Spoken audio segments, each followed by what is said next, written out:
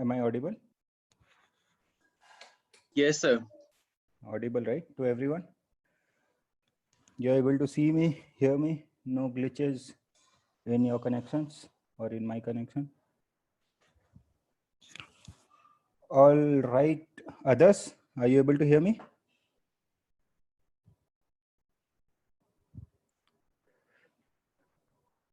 Yes, sir. Okay, cool. Let's start then. I guess others will join in. We have about 50 right now. So today, basically, I'll just share the agenda uh, with respect to what we want to discuss today.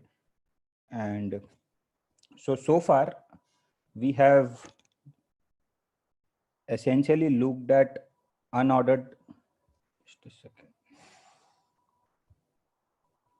Yeah.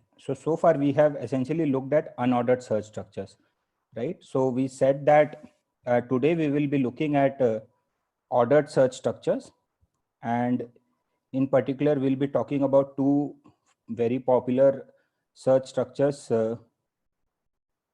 binary search trees as well as heaps. So these are basically the two search structures that we'll be looking at. So we will spend some time in understanding their implementation as to how they go about solving the problem. What we will define the problem as well, and then we will look at some applications. Typically, what kind of questions warrant the usage of these particular data structures, and then we will again like keep continuing with our data structure design that we've been doing all this while. So that's basically the agenda for today. This has been covered. This is what we want to cover today. So let me start by giving you a very brief motivation on why this is needed at all. So far, if you recall, we looked at unordered search structure. So basically, we said that we have a requirement of dynamic search, dynamic data structures, in particular search structures, wherein we get in efficient insertion, deletion, and efficient searching of elements. So we said that we have this requirement that we want these things to be done efficiently, and I guess I motivated you enough yesterday with respect to why we need such kind of data structures. So we were taking a running example of Amazon, and we looked at what are the requirements that can be met through such a kind of data structure, and we also saw what are the inefficiencies that the current data structures, the linear data structures that we know possess, right? So that this is all that we have looked at. Now, apart from these requirements that we have, we also have a requirement for elements with some significance or with some importance. So far the data structure hash tables that we have discussed so far enable you to perform search on a random element, right, efficiently. But that is not all. So if you see any particular data set that you get, or any particular data set that companies or for that matter anyone works with, typically there are some data items which are really important, right? So typically you have data items which are categorized on the basis of their importance. Like for instance, as I was telling you yesterday, for Amazon, let's say you go ahead and if you search for toothpaste, you have a lot of types of toothpaste that you can display to the user, like, right? You can display Colgate, you can display Colgate Max Fresh, you can display Pepsodent, and so on. But there will be some, each of these products or each of these items has some intrinsic importance. So that importance can be defined. That's not a big problem. Like for instance, one metric that you could use is user reviews, right? So every product has a user review, and you say that I will display search items to the to the end user in decreasing order of the user ratings. So Colgate, for instance, let's say has a 4.9 rating out of 5. So I will classify this as probably the most important element in this data set of toothpaste, right? So I will probably display it first, and then maybe I might display Pepsodent or anything else, right? So basically what I'm trying to say is that the abstract idea is that any data set that you take, the data items have some importance or some significance or some, and there is a need that you search for the most significant item. You rank these items on the basis of their significance. And the search structure, and these data sets are dynamic as well. So two things: we want ranking on the basis of significance, and we want this particular data structure that we are looking for to be dynamic as well. Dynamic we want always, because data is typically coming in and going out, right? So as the inventory clears up, you might need to remove data items from the Amazon's warehouse. Similarly, as new sellers come in, they might be posting different products on Amazon's website. So you might need to include them in the current data set that you have, right? So there is a need for dynamic search structures or dynamic data structures which allow you to search for the most significant or the least significant element. And hash tables that we have discussed so far are not capable of doing this. So if you remember the implementation of hash tables that we talked about, what it generally does is it simply takes an element, it maps it to some particular slot in the hash table using a function that we said, and it just keeps it, so that in future, if you want to retrieve that particular element, you can find out the slot where it exists through the mapping function, right? So but between elements, there is no specific ordering. It is not that it is not necessary that hash tables will contain elements in the order such that, let's say, ELT1 is greater than ELT2. Let's say the importance is the numeric values that you assign to these data items. Let's say one particular case. So hash tables are not capable of doing this. And that basically brings us, or scientists then started researching on what could be done to get around this. And then we had this whole notion of ordered search structures coming in. So basically, ordered search structures, the data items are arranged in some specific order in the container, so that when you want to retrieve items, you can retrieve items on the basis of their importance. Correct? So this is basically the motivation behind why anyone would need, in particular, some sort of these kind of data structures. And two typical ordered search structures that we will be looking at today are binary search trees and heaps. These are binary heaps that we will talk about. So is this motivation clear to you? I guess we discussed this yesterday also towards the fag end of the class. Is this clear? Are you all awake, all ready to start? I was just setting the context for today's discussion, nothing else. Right? Everyone, DSP1, DSP2, whoever is there today.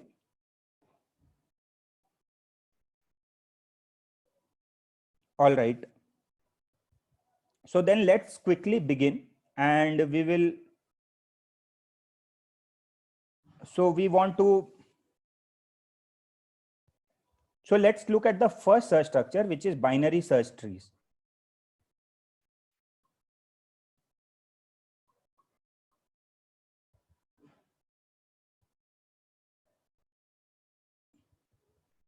So now let's say, before we begin with binary search trees, let's take binary search.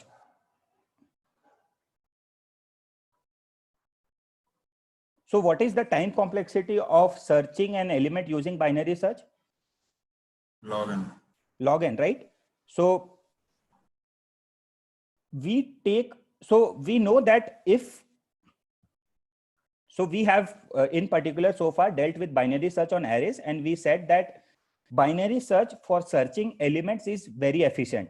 It typically reduces our search space by a factor of 2 in every step, and it gives us this complexity of log n. But the problem with binary search was that we were doing it on arrays, and arrays are nothing but static data structures. So typically, what do you mean when you say static data structure is that if you want to insert element dynamically into the array or remove an element dynamically from the array, you will typically be needing order n time for doing that. You will have to shift elements, right? So that is the problem with arrays. But we know that binary search technique is really useful, right? So we know, so what is the technique? Basically the technique is that you store data in such a way that you are able to reduce your search space by half in every iteration, right? What does that mean? That means that if you are looking for some key k, what you do is you search with the mid. Typically you compare k with the mid and you iterate on either side of the array depending on whether mid was greater than k or less equals k, right? So this technique we know is really useful, but the limitation is this container that we are using, right? So just take one cue from here, that we know that binary search for searching elements is really efficient. Okay, now let's talk about how do we get rid of this static nature of arrays. So one way we could, so how do we get rid of static nature? For instance, if you take linked list, how are you getting rid of the static nature? You have elements which you support the ability of the element to ability to insert delete on the fly, right? So we want that particular type of nature of the container. So I'm just basically trying to tell you what is going on in my head when I'm about to design such a container. So I want a container, I want an ordered container which enables me to search efficiently, right? So this is my goal. So now I am just telling you that if I want an ordered container which allows me to search efficiently, I'm just taking a cue from binary search, that if I keep my data items in such a way that I am able to split my search space into one half at every step, then I will be able to do it in log n time, right? That's the first thing that I am taking cue from binary search. And the second cue that I am taking is I need this container that I am designing to be dynamic. So first things first, you want the search space to be divided into two halves at every step, right? So what immediately comes to your mind? You can basically have two directions or branches from this particular element mid, right? That will enable you to reduce your search space by half, correct? Then so far are you good? Have you lost me?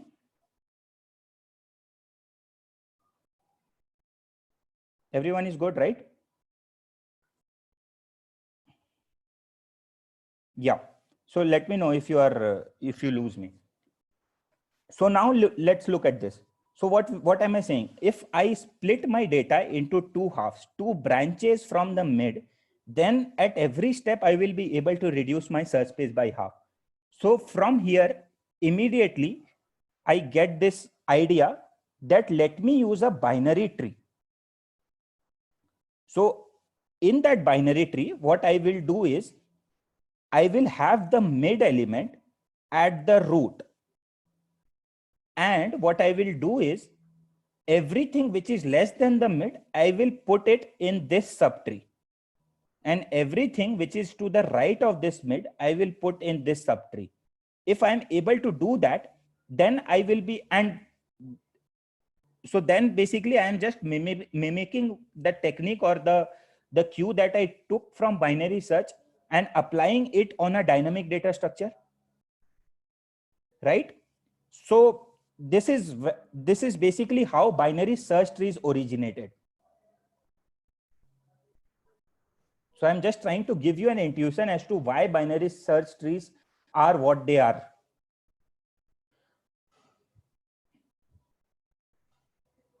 Okay, so I just told you that we can split or divide our data into two halves, greater than mid and less than mid, and take two branches in a tree such that everything to the left of this mid is on the left branch, and everything to the right of this mid is in the right branch of the tree. So then basically what I can do is I can simply compare that element with the mid, and depending on whether the element is greater or less, I can move on to one specific branch. And now what I have done is I have reduced my search space by 2. Correct? So then I can apply the same idea recursively at every step. So now I can apply the same idea here. So from whatever I have here, what I can take is I can take the mid here, that is mid 2, that is the mid of this, and I can divide my search space into two halves depending on and keep all the elements which are less than this mid 2 in this half, and everything which is greater than this mid 2 in this half, right? And I can do this recursively. So then the data structure that I will arrive at will give me log n time searching, and it will be dynamic as well because it's a tree. So any dynamic, and so it will be able to support dynamic insertion and deletion. So that's how binary search trees came into the picture, and that's how the name, that's basically how the name also came into existence, binary search trees. So they are basically trees which enable you to do binary search. We are just mimicking binary search here. So I will just define this formally now, and then we will pause and I will take questions. So this is, I just gave you an intuition behind binary search trees. So then basically from there, we immediately define binary search trees more formally, that they are nothing but trees. They are binary trees. So what are binary trees? Binary trees are basically an abstract view wherein every data item, you say, similar to linked list. What did you used to do in a linked list? You used to have data items and you used to link them one after the other, right? Similarly, in trees, what we do is we take data items and we link them one after the other, but in a specific order which is not sequential. So that's why these are called sequential containers, and this is non-sequential container. So here the linking that we do is that from every node you will have two links which will come, or every data item will have two outgoing links which will typically connect to two more data items, and this will continue. And that's how we come to binary trees. So binary as in two, binary is two, so two children. So these basically from the node, the two links to which originate, the nodes to which they go are called the children of this node, and this node is the parent. So that's how binary trees are made.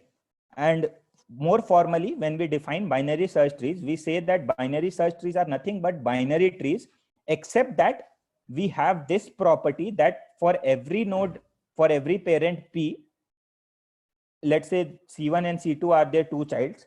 So for every parent P, the value at P is basically everything to the left of P. Every element, for all element E to the left of P, E is less than P. E is less equals P. And for all element to the right of P, E is greater equals P. And this is true for all nodes. This is for all nodes, for all P. That's basically how we define binary search trees. This is a formal definition. So basically we arrange whatever numbers we are given, we arrange them in this order such that they satisfy this property that you take any node. You take any node and you check the value of that node. Basically the value of that node will be greater than value of all the nodes which are in the left branch, and it will be greater than value of all nodes which are in the right branch of this node. And this is applicable for, this should hold for all the nodes of the tree recursively. So that's basically the formal definition of binary search trees. So just to summarize, I just told you two things. I just gave you an intuition, which is really important in my opinion, as to how somebody who was designing binary search trees, he or she designed it. So how it came into existence, and then I gave you a formal definition of binary search trees.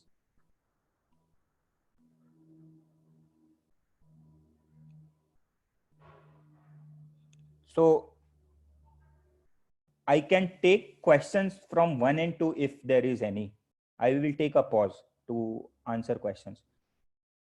Do you get this intuition, everyone? Is there anyone who does not understand the intuition? People from DSP1, is there anyone who has no idea what trees are? Like who has never seen trees?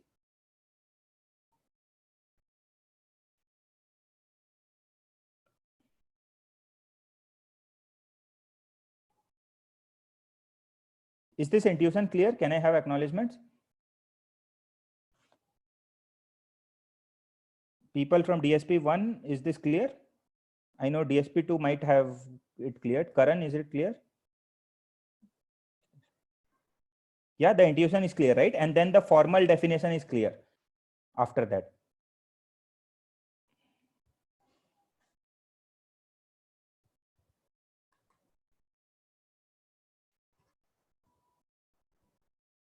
Okay.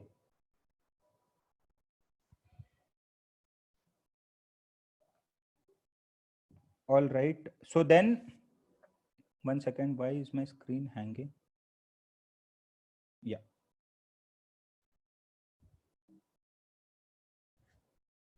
So then let's take some examples of binary search trees. Tell me whether these are actually binary search trees or not.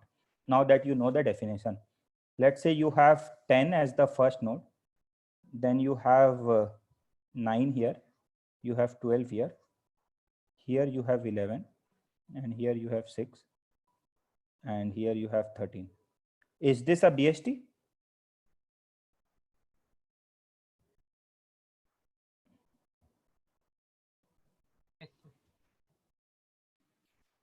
No, right? Why isn't it a BST? You cannot have 11. You cannot have 11, right? Because it violates the definition at this node. That at this node, we said that everything to the left has to be less than 10, but this is not less than 10, right? So the main point behind taking this example was that it is not applicable only for the children. It is applicable for the entire subtree. Entire left subtree, all the elements should be less than 10, and the entire subtree, all the elements to the right should be greater than 10, and not only the children. So that's the reason this is not a BST. Okay. So if this is clear to you, then let's look at such a search structure, and let's see how will you be able to do these operations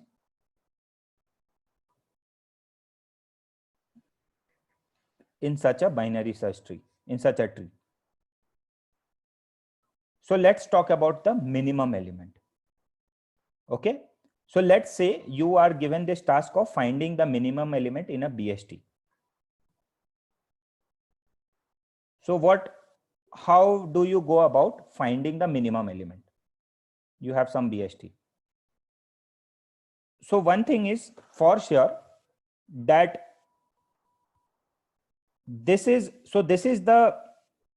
so you know that this element, yeah, leftmost bottom. Yes, that's right. So how do you get a feeling for this? You know that this element is greater than all these elements. So all these elements are less than this element, and all these elements are greater than this element. So definitely this subtree is not this subtree will not contain the minimum, right? Because you have at least one element which is smaller than this subtree, right? Which is at least this element. Even if this entire subtree is null, you have at least one element which is less than this subtree. So any node from this subtree will definitely not be a contender for minimum. So I can definitely skip this. And now I have this entire thing as the contender. Correct? So now, so that's how I have reduced this. Now let's look at this entire contender. And now let's look at the structure in this particular half of the subtree. So now if you look at this node, for this node also binary, the property holds.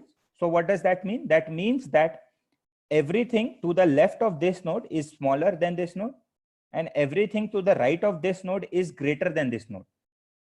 Correct? So from here you can say that definitely this node is not the contender. This subtree, entire subtree is not the contender. Why? Because you have at least one more node which is greater than this node, which is smaller than this node, which is this node. Right? So this entire branch you can rule out. You can rule out this entire branch by similar logic, because you have to find the minimum, and for all these nodes you know that there exists at least one node which is smaller than these nodes. So obviously this subtree or this subtree will not be a contender. So similarly, if you go down, keep going down, you know that all these subtrees, right subtrees, will not be contenders for the minimum, right? So you definitely know that you can rule out all these subtrees. So what you are basically left with is a linear chain. Correct? Now this linear chain, you can only get the minimum from these nodes, right?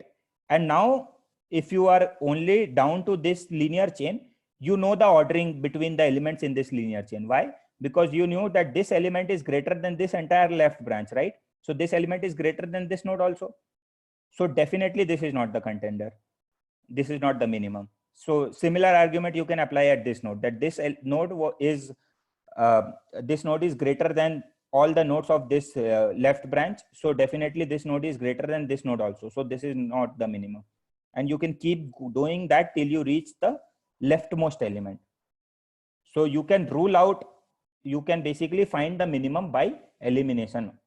What I have done is I have just eliminated elements based on the property that I described, and from there I arrived at that this is the leftmost element, right? So get minimum is fine.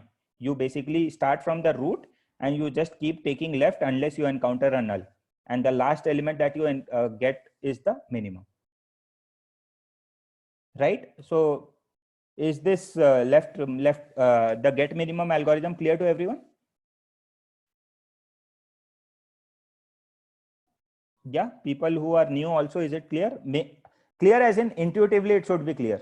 My whole goal behind explaining all this in this way is to make it more intuitive to you. That's the only goal. So if it is not coming intuitively, then let me know. Mathematically it will come, I know. So get minimum is fine. Now let's say, how do you go about searching a random element? So you know that for searching an element, I took Q from binary search, right? What do I know? In fact, I have designed my tree in such a way that I know that I will be able to leave out one branch of the tree always at every node. So I will be able to search. So how do I search? It's very simple. Whenever I get an element that let's say this is the element that I want to search, I will simply compare it with the root. If this element is greater than this root, then I definitely know that this entire branch is not here. You cannot get S, right? Because everything here is less than this, and this itself is less than this. So similar to binary search, what you have done is you have now moved to the right side of the array. Think of it in that manner. That is the analogy. So basically now you can come here, come to this node. Yeah, Harsha. We will come to the coding also, don't worry. So so now you come to the right half, and again you can compare this node with the value and decide, depending on whether it is greater or less, you can leave out one entire branch of the subtree, entire branch of the tree, and you can go on to the next node, right? And in this manner, if you keep going, finally, if you if you reach a leaf node, basically if you reach a null and you are still not able to find, then it's not, it does not exist. Otherwise, you will definitely find an element in that path, right? So this is how you will be able to search an element in such a search structure. So is this searching clear to everyone? Like DSP1 people, Karan, is it making sense? Yes, sir. Yeah. Okay. So let's then talk about the third thing, which is basically how do you insert an element.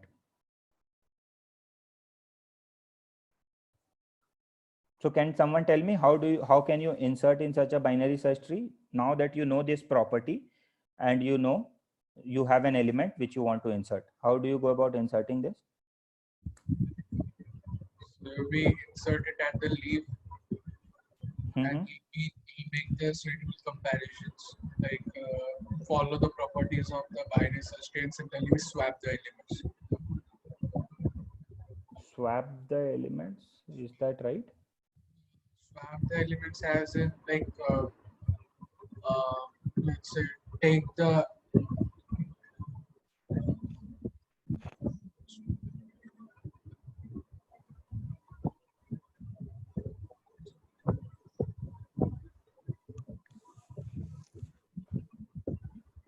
So for inserting, this is very similar to searching, right?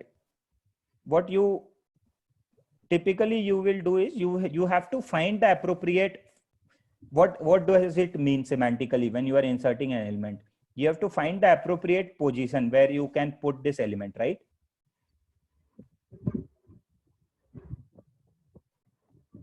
So yeah, so basically it is similar to what he's saying. You have an element, right? You want to just you have to find the appropriate position where you want to insert it. So how do you find that?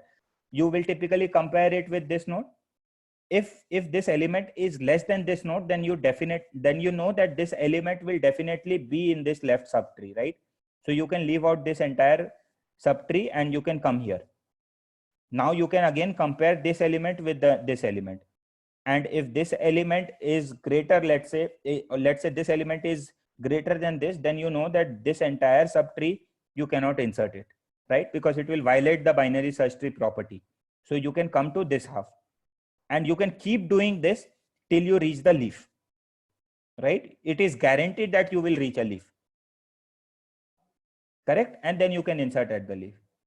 So inserting at the leaf is trivial, right? Once you are here and you know that you have to insert to the left of this, you can just malloc a node and you can make the left pointer of this node point to this, right? Is this how you will insert? Can't it be inserted in the middle? Come again? Sir, can't the new element be inserted in the middle? I didn't get why are we inserting it at the We are, middle. so my claim is that you will always find a suitable position at one of the leaf nodes where you will insert and it will still remain a binary search tree, right? Depending on how you have defined it. If you have defined that every element less than equals to this is in the left and greater is here, so you will always keep. So what is the analogy with an, right? Should I prove that this you will always find a leaf node, or does it make sense that you will always find a leaf node where you have to insert this? Don't prove it. I'm getting. Are you getting the intuition? So what happens if it is equal to any node? So you can take some tiebreaker. So let's say you have designed your search tree in such a way that less equals is here and greater is here. Okay. So let's say let's just take one example of inserting. So you have 10, 7. Let's say you have 3. Let's say you have 2. And let's say you have 18 here. So now let's say you want to insert, give me a value, let's say 6. Okay. So you will Yes. compare 6 with 10. 6 is less. You will come here. You will discard this entire branch. Now you will compare 6 with 7. What does that mean? That means that 6, you will insert 6 to the left. So you will come here. You will compare 3 with 6. Now 6 is greater than 3. So you will insert 6 to the right of 3. Let's insert one more element. Let's insert, let's insert 5. Okay. So you will come here. From here you will come here, right? Isn't the Change that 2 to 9. where? Here?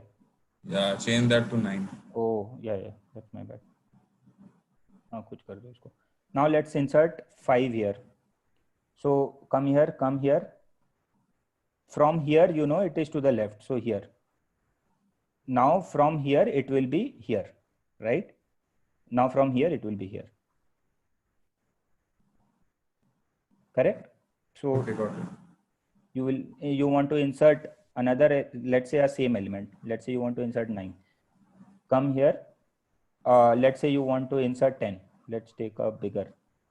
So, like, say a case where we inserted 10 to 12 different elements, and they all got inserted in the same line. Like, yes, we it can inserted happen. a 3, a 6, a 5, then a 4, then a 2, something like that happened. Yeah. So, the size of the branch, the length of the longest branch is getting increased. Yes, we will come to that. We will see. So won't the complexity of searching then increase? Like, yes, we will. So basically the idea is that typically you use height balance trees. So how do you maintain height balance property of trees is that periodically you do some shifts in the tree to make it height balanced, so that some so that single the branch height doesn't. is always log n, like. Okay.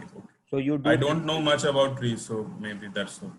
yeah, that's okay. So basically what you do is periodically, let's say every once in a while, once you start getting a feeling that the tree is becoming too skewed or asymmetric, what you do is you run that algorithm to balance the tree, and there you will do some shuffling around. That is its own algorithm.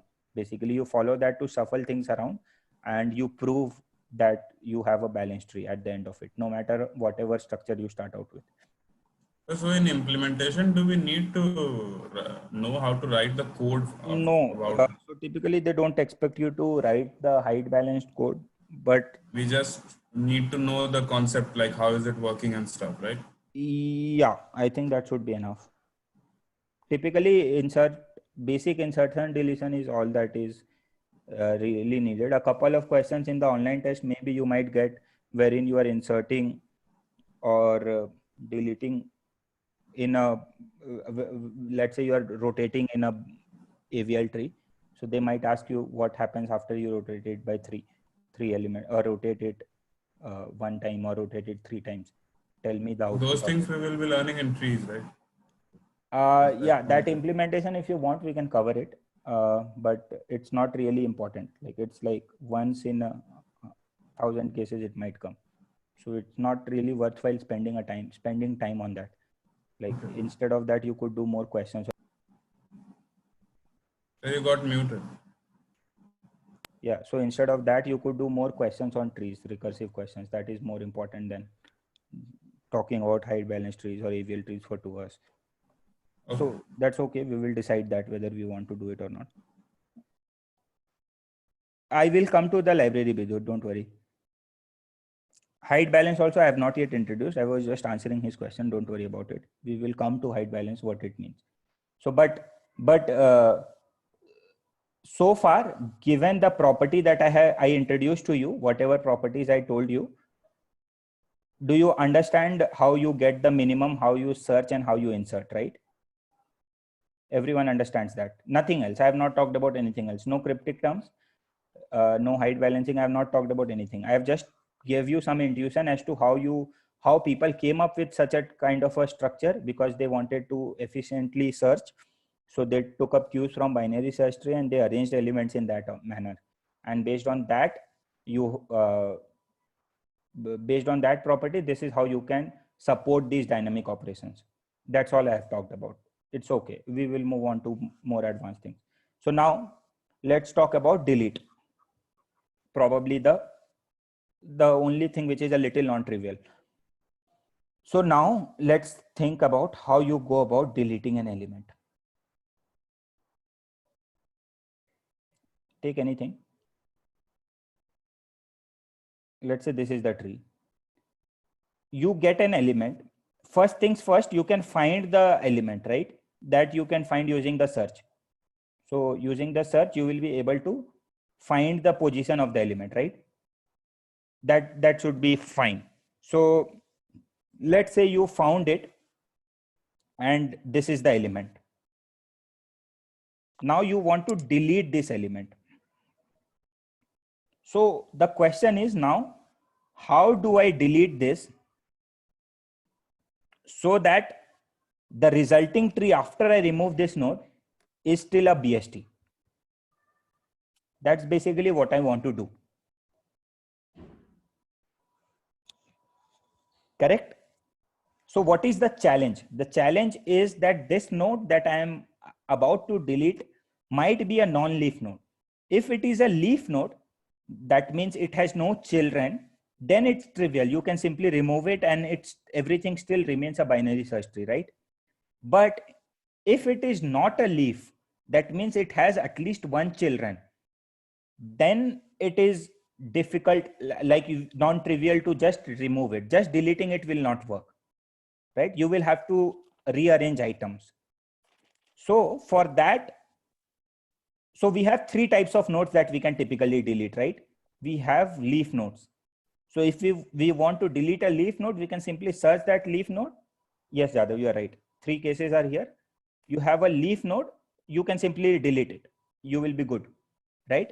Then you have a node with one children or one child, not children. And then you have nodes with two children. So this is trivial. This is done. Let's talk about this. Let's say you have something like this. Let's say this node you want to delete.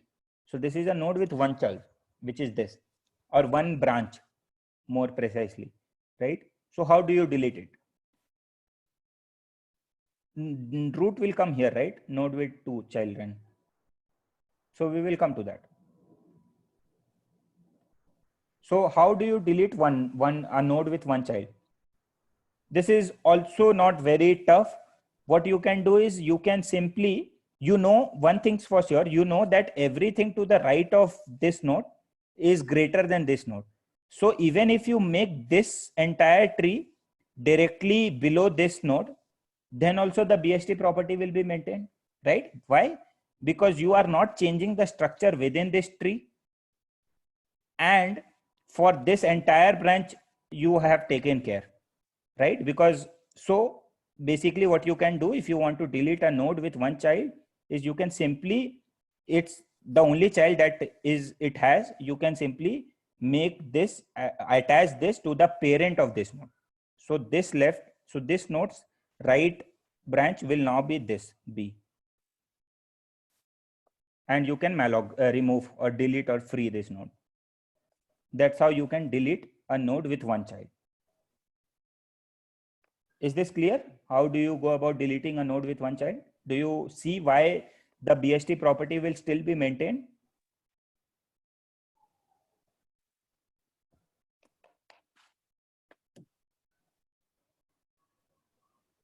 Yeah. So now let's talk about how do you go about removing nodes with two children?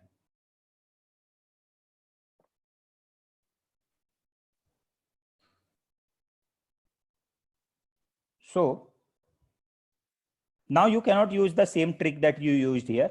You cannot just attach the subtree to the parent. Why? Because there are two subtrees now, right? So let's say you want to delete this node. So now you cannot just, you don't know which branch you have to attach, what will happen to the other branch. So it becomes non-trivial to delete it. So to delete this now, I will take one hint that it is easy to delete a leaf node, right? I know this. So from here, I will basically tell myself that what if I can find a substitute of this node from one of the leaf nodes? If I can find a replacement for this value from one of the leaf nodes such that the BST property is still maintained, then I can simply swap that node with that leaf node and then delete the leaf node, right? This is the idea. And turns out that for BSTs, you can find such a leaf node, which will enable you to replace this node with that leaf node, such that the BST property is still maintained. Now I want you to think on what or which leaf node will that typically be. Do you get the question? Like people who don't know BSTs, some of you might know, so that's okay. First of all, did you get the idea that what am I doing when I have to delete a node with two children? Sir, repeat it. So what I'm saying is that I know that it is easier to delete a leaf node, right? Because leaf nodes don't have any children. So what if I can find a replacement, some leaf node which I can replace this node with, such that what do I mean when I say replacement? Replacement as in if I put that value here, let's say this is the node, leaf node, which I can replace it with. So what does that mean? That I will put this value here. So if this was V1, I will replace this V2 with V1. And I have chosen this leaf node in such a way that this entire tree now is still a binary search tree. I will remove this node then. Once I have put V1 here, I will remove this node and the remaining tree will still be a BST. So my claim is you can find such a leaf node. And I want you to think on what kind of leaf node typically we can choose such that this property can still be maintained. You can go to the right side and then go to the leaf, go to the last node which is on the left of that particular node. Right side. Go to the right side and then go left until. What is the intuition? Sir, because see, whenever you go to the right side, you will be getting all the nodes which will be greater than that particular node. Mm-hmm. So all those nodes will be greater than the left node of that root node. Mm-hmm. And then whenever you go to the last leaf node, then it will be lesser than the node which is at the immediate right of the root node. Mm-hmm. And it will be less than all the nodes in that half. So you can put that, I guess you can put that leaf. Mm-hmm. So let's see. You're right, basically. So let's see. So we need a value here. Let's think about the value that we will need here. We need a value here which will be greater than all these values, right? So we definitely cannot choose anything from here because it will not be greater than this entire tree, right? So we cannot, let's eliminate this branch. We cannot choose. So we cannot choose any leaf node from this branch. What are we left with? We are left with this branch. So I need a value here, so which will be greater than this, which made me to conclude that my leaf node will be from this branch only, the right branch. That's the first observation. The second observation is that I need this value to be greater than all these nodes also, right? All the remaining nodes, maybe other than the leaf node that I picked.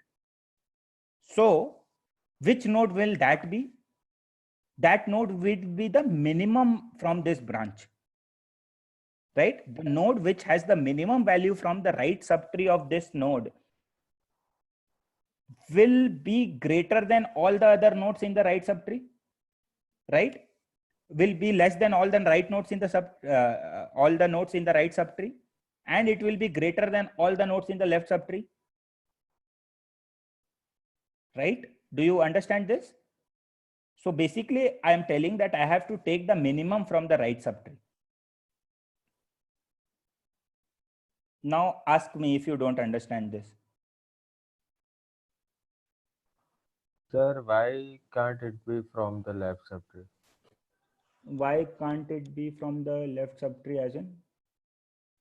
Sir, can't it be the greatest element from the left subtree? If we take the, can't it be? Yes, it can be the greatest element of the left subtree also. Yes, that also works. Here we are just assuming all distinct elements, like equality we can take care of, right? Right. So Meet is suggesting that we can take the maximum from the left subtree also. Right? It's the similar idea, equivalent idea basically. You want, so you could take either of these two. Both of them will work. This is clear to people who don't know this.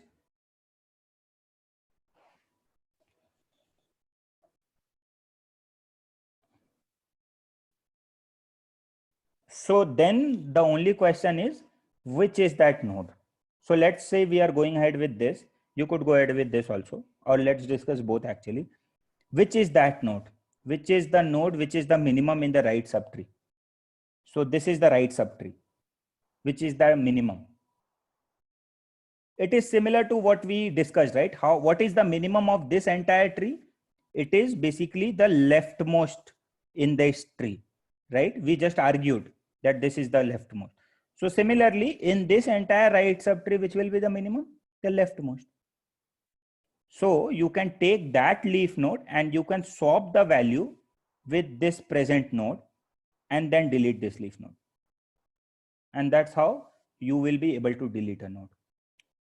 What about this case? If you want the maximum from the left subtree, so this is the left subtree. Similar to this analogy or this line of thinking, you can eliminate. It will be basically the rightmost node of the left subtree. So that rightmost node will be the largest. So you can take that and swap it with this node and then delete this node.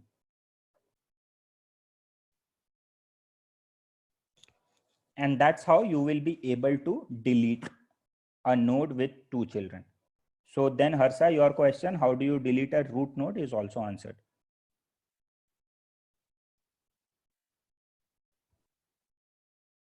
Right? Now, can I have one milestone acknowledgement to know that you understand all the 4 operations and how they are done intuitively?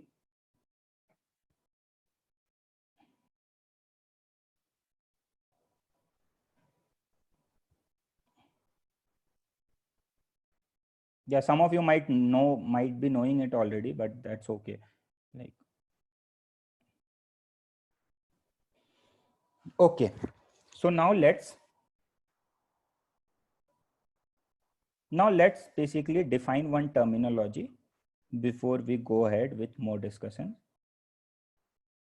So we defined a tree, right? We said that tree is nothing but you have nodes and you link nodes in this fashion such that you are branching out by 2 at every node. Like if you want to take an analogy, think about linked list. You are linking data items in a linear fashion. Here you can link data items in a non-linear fashion. That's why these are called non-linear data structures, because the linking is not linear. Here this is a linear linking. This is a non-linear linking. So here the linking is that from every node we are branching out to 2 and we are continuing. So this is a tree. So let's define the height of a tree. So the first node from where all this branching starts is called the root of the tree. Similar to the first node from where the linked list starts, we called it the head, right? Similarly, this is called the root of the tree. So we define the height of the tree as the length of the longest path from the root to one of the leaves. So here, this path is the longest, right? So you have a height of 1, 2, 3. So the height of this tree is 3. Okay. So in terms of the height of a tree, let's say any tree, there is a BST with height h. I want to know the time complexity of each of the 4 operations. Get min with the picture that we had. Insert, delete, and search. So let's talk about get min. What were you doing? You had started with a root node, you kept on going to the left. So how much time is it taking maximum? Maximum is order h, right? H, height of the tree. Worst case, this is the height. This is the longest path. Then it will take time equal to the height of the tree. Otherwise, it will take less than the height of the tree, right? So the time complexity for getting the minimum is order h with whatever we have here. We just have a pointer to the root node. Correct? Similarly, when you want to insert, let's go to search. What do you do when you search? You go from the root to the leaf, but at any time you are only choosing one of the 2 sub branches, right? So you have a path from the root to the leaf. So searching is also order h, where h is the height of the tree, right? When you are inserting, you are searching, and then you are inserting at the leaf. So when you are so insertion is also order h. When you are deleting, if you are deleting a leaf node, it's order h. If you are deleting a node in the middle, then what you are doing is you will swap this with one of the nodes from the leaf, right?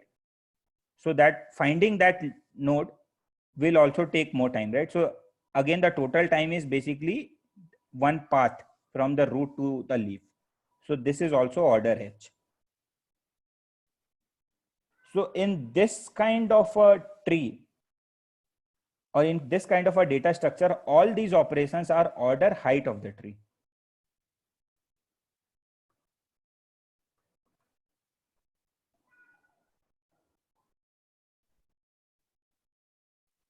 So now, but this is okay.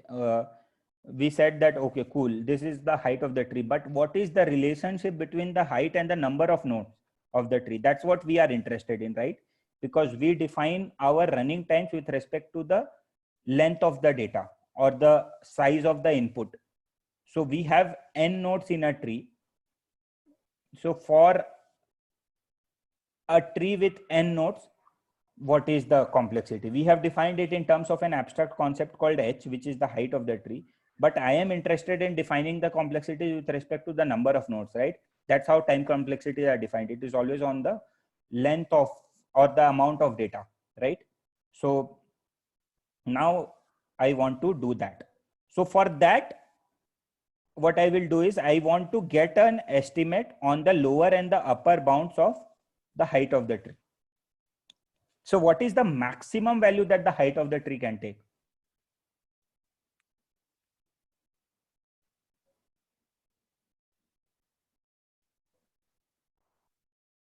So h can take n, right? If it's a linear path, this is what we call a path, but don't bother about it. If this is a tree, then the height is n, right? But this is also a tree technically. So you can put elements. This is 10, this is 8, this is 7, this is 5. So this is also a BST.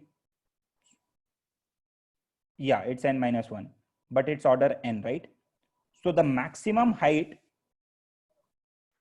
that can happen for a tree is order n.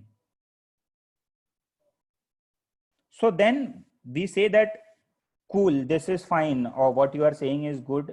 All the operations are order h, but h can be maximum n, right? So what purpose did you serve? All these can go up to order n in any case, worst case, right? All the 4 operations. So then you are doing even bad than the linear data structures.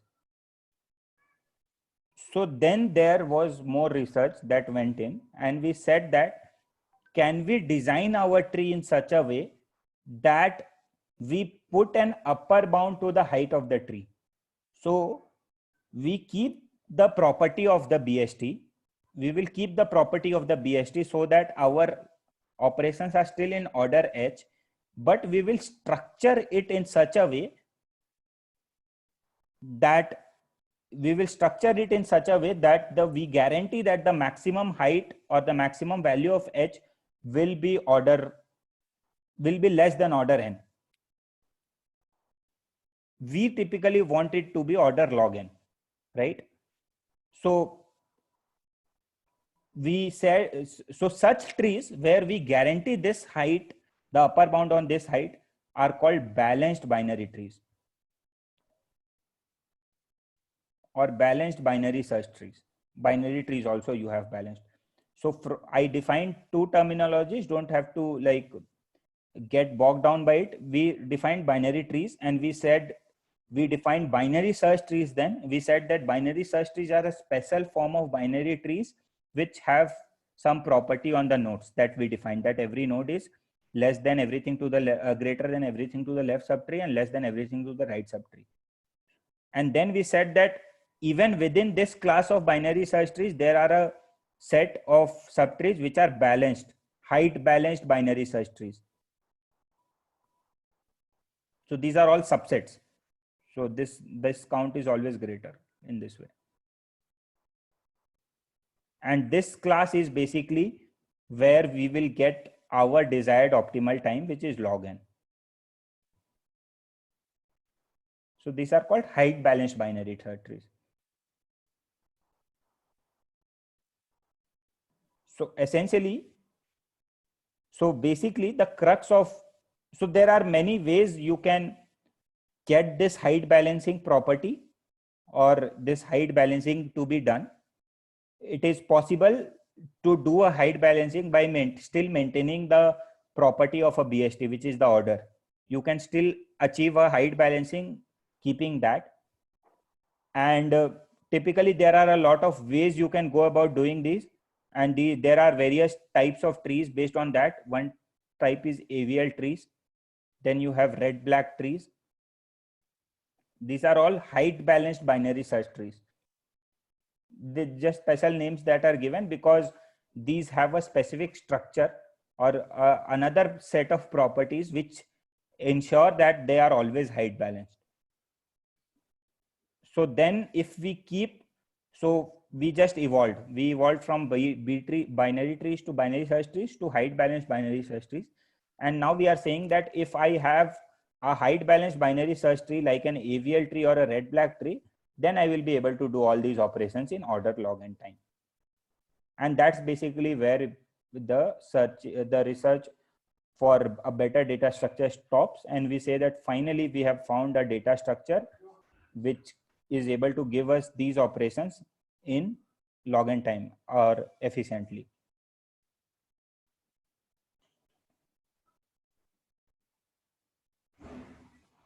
Okay. Is this clear? Like refresher or new, whatever be the case. Yeah. So this is one type of trees which enable us to do this.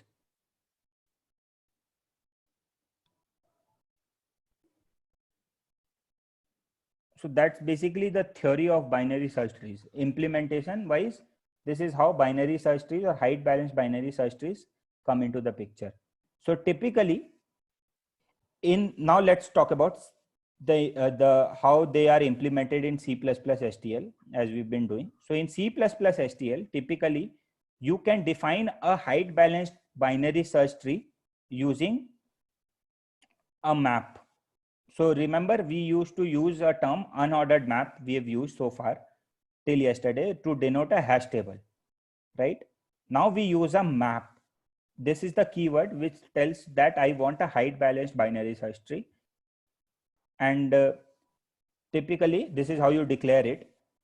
And this you can take, similar to what unordered maps were, you can take a data type of a key and a value as template arguments to this map, and you can then insert, delete, and insert, delete using the same syntax as for unordered maps. Everything remains the same except that when you declare it, you avoid the keyword unordered. You have the keyword only map.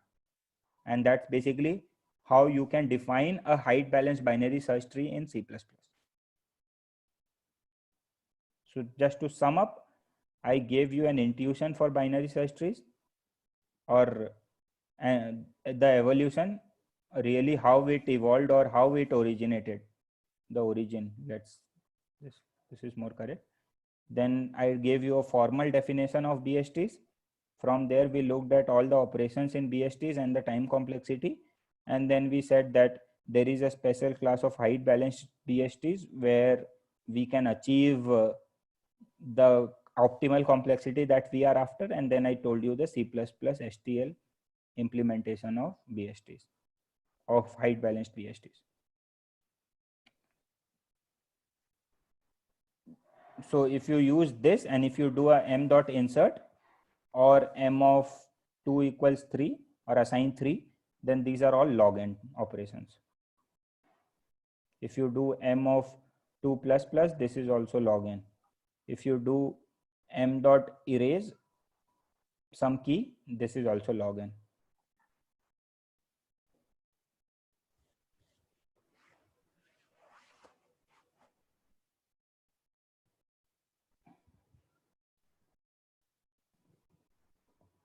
So there I did not tell anything, Manjave. Like I did not give you any formal or any precise or rigorous way of how we achieve it. I just said that there are trees wherein we guarantee that the height will never go beyond log n. We just guarantee that. That's possible. If we choose a structure of a tree appropriately, we will be able to, there exist trees. And if there exist such trees, then we will be able to do those operations in log n time. And I just said that those trees are called height balanced trees. I did not tell you, and I gave you some names. I did not tell you how the height balancing is achieved. That is a separate class in itself. It will take about 2 hours to explain everything, which we can do if you guys are interested. But it's not, strictly speaking, it's not very important, or not even important from an interview. We have not even studied keys yet, so I don't think that would be beneficial. Yeah, I personally feel it's more important, like it's better to focus on, do questions on trees. That would help much more than going into the implementation of AVL trees or red black trees. That I mean, it's basically you choose, right? You have 2 items and you choose the more important one, right? The one which has more probability of occurring. That's basically all you are trying to do in interviews. You're just trying to maximize the probability of getting what you have studied. So no, internally it is implemented as a height balance tree. So internally C++ implements it as red black trees. Map is just a keyword, a name. You should not think of them as different. They are the same. That's what I'm trying to say. Internally it is implemented as this. Map is an abstract idea which lets you map a key to a value. That's it. It only conveys this much information if you are really going after the name. C++ implements it as red black trees. So it ensures, guarantees that it will log in.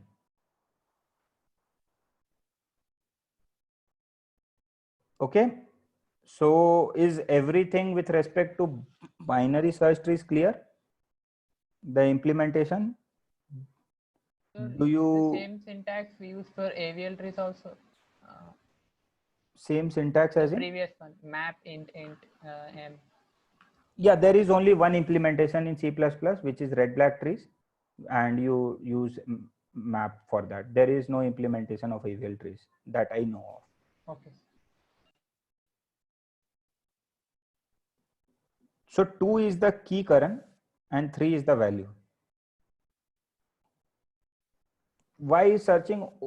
Searching is searching is log n. In a map, searching is log n. In an unordered map, it was hash table, so it was order 1. Nothing is O1 in a map. It is all log n.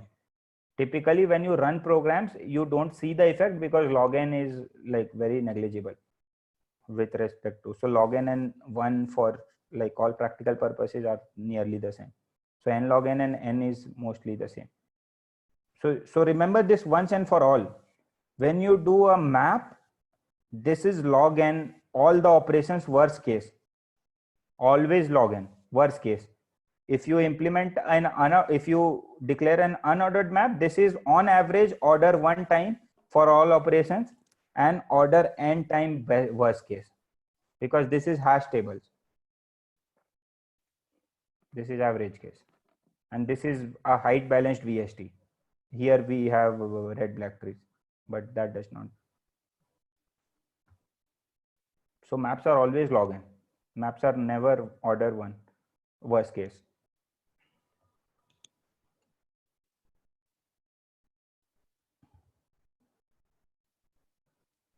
In fact, this is asked also in interviews. What is the difference between ordered maps and unordered maps? Like it was asked in one of my friends in his GS interview.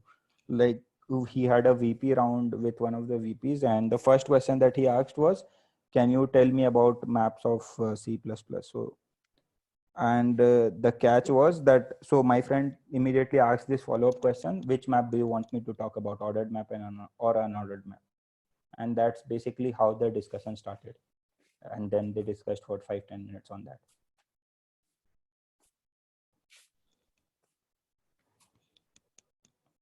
Okay, shall we move on? Can I get acknowledgements for how we utilize or define key in BST? So Karan, it is, yes, that's a good question. I mean, I did not define that for you. Like in hash table, it made intuitively more sense, right? So think about this, Karan, as now let's abstract this map for you, this key value for you. I have not yet done that for you guys. So I just gave you a hash table implementation. So key value made more sense to you, right? As in the value is the value that you put in the slot, and key is the key based on which you compute the hash functions value, right? So I defined it in this manner. That's why it was fine with you for unordered maps. Now for ordered maps, it is not making a lot of sense why we are keeping key value pairs. So let's abstract this idea of key value pairs. So basically, key value is just a way of representing the data. So think about it. We have data that we want to represent, and this is just one way of representing the data, that you say that for any data item, you have a unique identifier for that data item. Basically, you can identify that data item with that data, with that identifier. So for instance, for you in your college, it might be your roll number, right? For an employee in his or her office, it might be the employee number. Those are unique. No two people have the same roll number, or no two employees have the same employee number or employee ID. So we can say that if the one way of representing the data is that you take out the unique identifier of the data and everything else is key. So you define the key of that data item to be that unique identifier, and everything else is then the value of the data. So that's one way of representing the data. And this is actually very popular way of representing. All the entire SQL DB space is basically based on this, that I can represent data as key value pairs, where keys uniquely identifies the data and value is everything else about the data. So think about it in that manner, that the data is abstracted as this. So then any data structure that I will use to store this kind of data item will need to have a key value as the input, right? So that's why we have this notion that we have map with int comma int, wherein we are saying that you can represent data as key value pairs through this map. The equivalent one dimensional representation is a set, wherein you can just specify the data item. So if you are not happy with this or extracting the unique identifier, you can use a set. Similarly, in unordered maps, you have unordered maps wherein you can have key value pairs, and you have unordered sets. So in unordered sets, you have just the data item. Does that answer your question, Karan? Like, Yes, sir. you understand? So yeah, think about it in that manner. And this picture then fits into the hash table framework also, right? So you use that unique identifier as the key. You can use the entire data also as the key and hash it. That's also okay. It does not, like, it's not very. Shall we move on? Is it clear? Any more questions? BSTs are fine with everyone? Shall we move on to heaps? Yeah. So like in case of sets, like we, as I mentioned, in those cases, we cannot change or like assign or update the values. So like we can do that in the case of maps, like irrespective of any. So What do you mean value? like the elements which we're assigning, like we cannot like extract, like if we're asking to give the index of some particular number in case of sets, we cannot do that in sets. No, come again. I did not get it. So set is also ordered. So you can get the minimum element, everything. Set also takes log(n) for all the 4 operations. Set So- is just the one dimensional equivalent of maps. So like when I was coding using sets, then when I was retrieving the elements from the set, then it was showing actually error, like because it was point. So here in sets, what happens is you cannot set, as the name suggests, you cannot have duplicates in this. So you have integer data types or data items in this set. You cannot have two twos here. So you cannot attempt to insert two twice. If you have inserted two once, you cannot do an insert again because this is a set. Suppose we need to retrieve the two. So like if we like suppose it is in first index and we mention s of 1 equals to 2, then it will display an error. Come again, S of? Like suppose an element 2 is present at the first index of a set. So like if we want to First index of the set. What do you mean by index? like we're inserting some elements into the set, right? Like let's say in a set, like we have some unique elements of say 1 2 3, Mm-hmm. and like 2 is in the first index, so I'll write s of What 1 is equals to 2 in the first index? I don't understand. Like, what So- is index? Index was always defined with arrays. Like here, what is the meaning of index? Acha, okay, got it. Abstract it. Why are you thinking about arrays always? You can tell it's a position, that's okay, but that position will not really be that 2 is in the first position. That position will be in increasing order for a set. So if So we are done with the implementation, right? Like we won't be asked any time to write the code for all this. You can be asked, do you want me to code it? Which was the next question basically I wanted to ask. Do you guys want me to code this? The thing is that many of us are not familiar with trees right now. Yeah, so Maybe we can code it when we learn trees, if everybody's comfortable. yeah, that way we can do it. Or if you understand linked list, then trees is also like implementation wise, it's not different from. Yeah, we have done linked list, so if it's possible, then we can do it. Yeah. So how many of you want me to code this?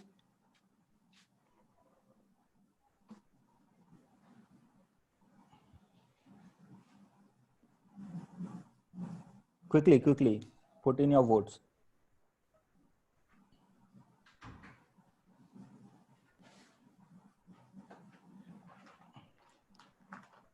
Yeah, I quickly. Okay, I guess everyone wants me to code. I will code it. So let's do it in this way. Let's do the heap And as Harsha is saying, after discussing heap implementation, we can code both of them one by one. Okay. Maps do not occupy contiguous. Nothing is contiguous now, Karan. Contiguous was only arrays.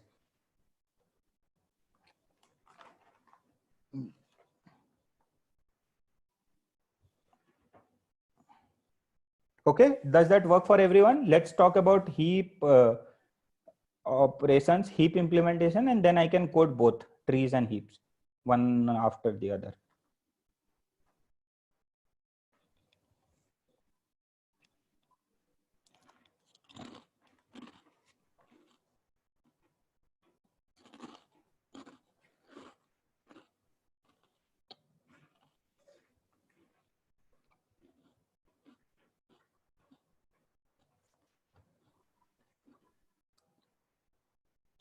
Okay, let's talk about heaps now. So we looked at one search structure, an ordered search structure, which enables us to perform the 4 operations that I told you in order, log, and time. We can find the minimum as well in log and time, like with the structure that we defined. Another type of ordered search structure is heaps. So heaps also keep some ordering within the element so that it allows us to get the minimum or the maximum in order one time. We will come to that. But let's define heaps first. So one way of viewing heaps is, so let's talk about the formal. I will just define formally, and then I will give you the intuition why is it called heaps and why not any other name.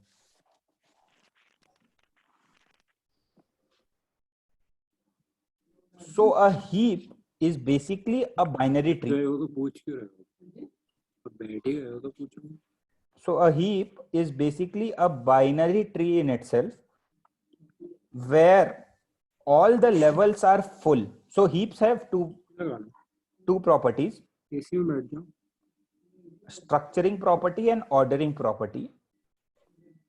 So basically in the structuring, Karmanya, can you mute? I will mute you 1 second.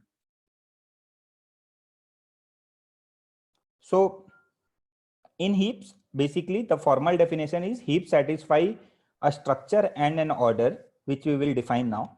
So the structure, so heaps are binary trees. That's the first thing. They are binary trees. So binary trees are basically nodes with two links, right?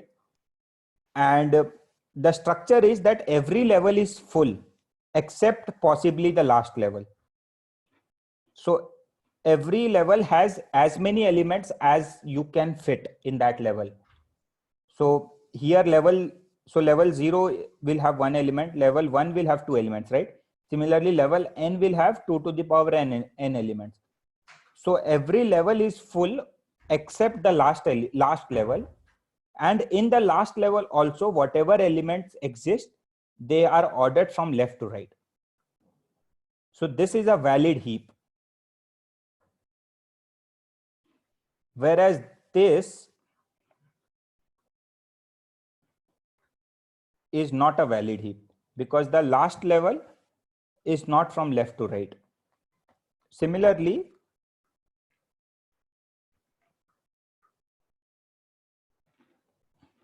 let's say there is no such node, and then you have this.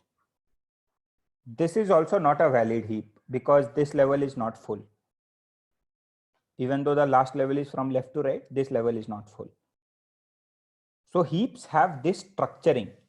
So think about this as like one way to visualize this structuring property is that what is a pile? Any pile of items or a heap of items. Meaning of heaps are piles, right?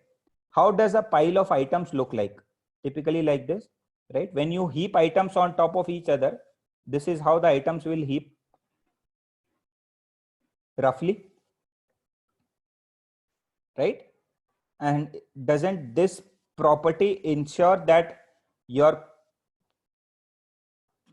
this tree also looks like this pile, right? Do you get this intuition? And that's basically from where the name originated, why it's called a heap.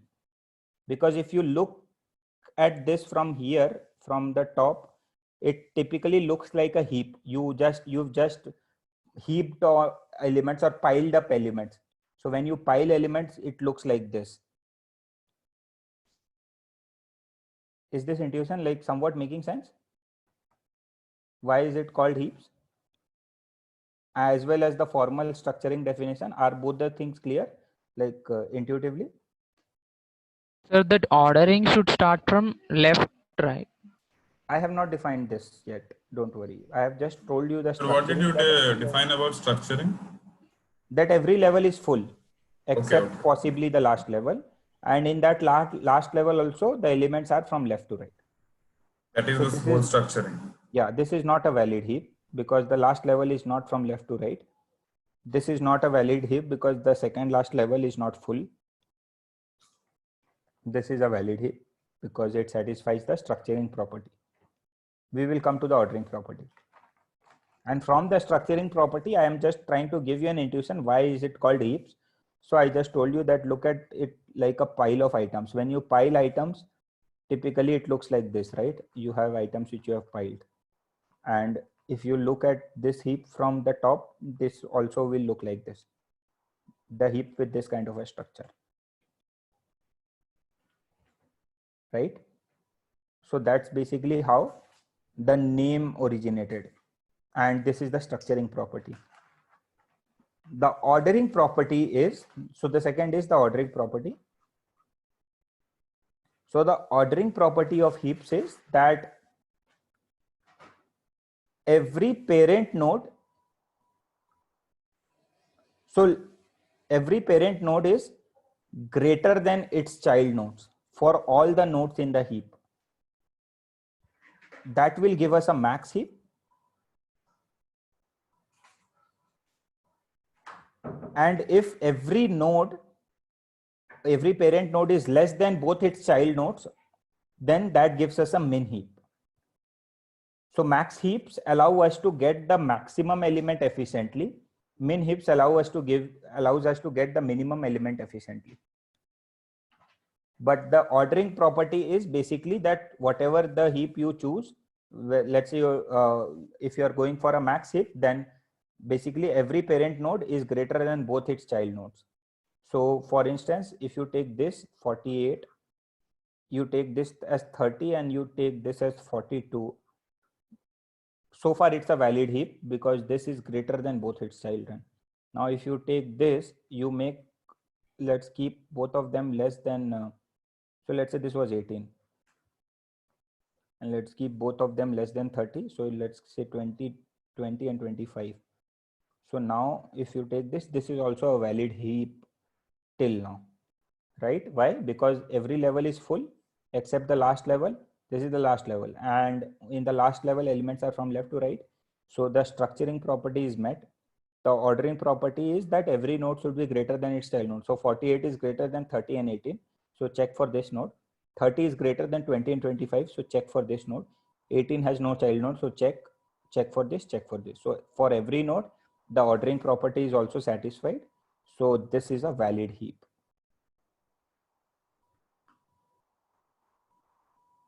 That's basically the definition of the heap. Just make sure you understand the definition very clearly. Every operation that we do will be hinged on this structuring and this ordering property. It's very, very simple actually. Once you understand this property, everything else is just mathematical. Structuring, so structuring is basically, you understand what we mean when we say that a level is full, do you? So because it's a binary tree, yeah, so then structuring, if you understand then basically structuring is that every level is full except possibly the last level.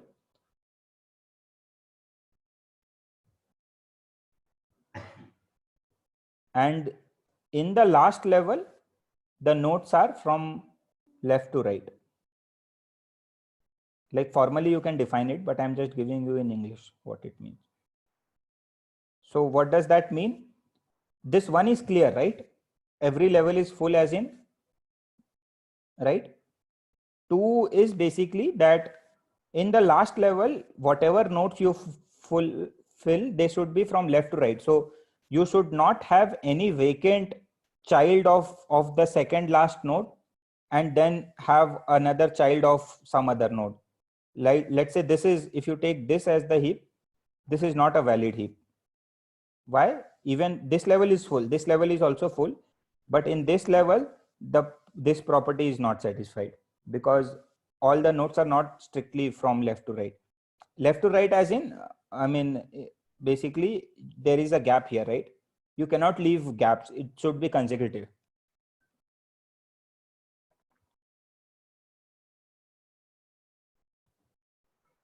Poya, do you understand this, or should I explain it in a better way? Okay. Right element is greater, left element. I did not get you, Karan. Can you unmute and ask? Like, I did not get the English. Sir, like in BST, the parent element left is smaller and right Yeah. is. So in BST, it was for the entire tree. In heap, it is for just the child nodes, for all the nodes. So this, if you take 35, this is 20, and this is 15, then this is a valid min heap. Because so it's either a valid min heap or a max heap. You are constructing one of these two. So just fix one of them, not both. So let's say you are constructing a min heap. So then basically, or let's say you are constructing a max heap, just because I took this example. So now then basically every node is greater than its children, just the children. So 35 is greater than 20 and 15. That's it. That's the only check. I'm not saying that 35 is greater than everything to the left subtree and everything to the right subtree. I'm just saying 35 is greater than 15. And this recursively should be true for all the nodes. Swami, did I answer your question also in the process? Yeah. Any more questions on the structuring and ordering? Make sure you understand this very clearly, because whatever operations we will talk about will just be based on these two. Just these two properties, and everything is very intuitive and very easy. So don't get confused. It's not about the subtree. Always remember, it's only about the children nodes. Binary search tree, it was about the entire subtree, that property, the less than or a greater than.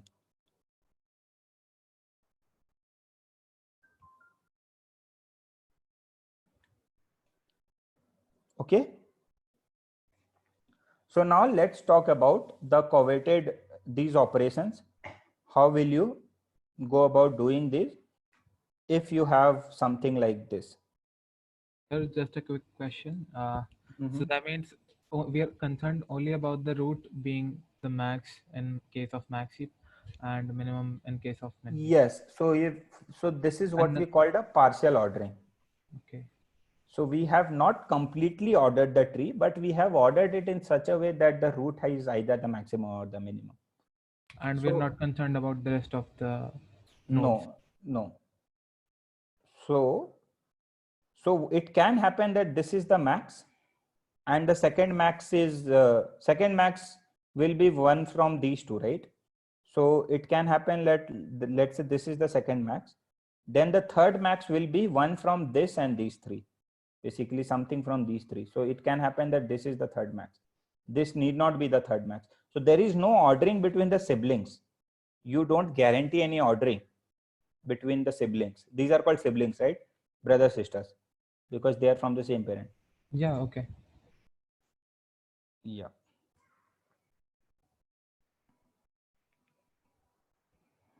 Okay, do you get this? This is the max. This, let's say this is the second max.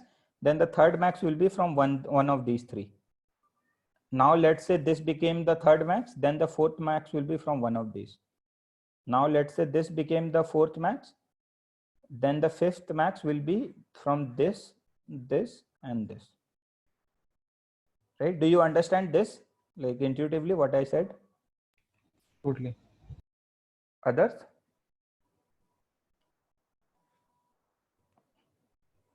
This is just based on the heap structuring property. heap ordering property.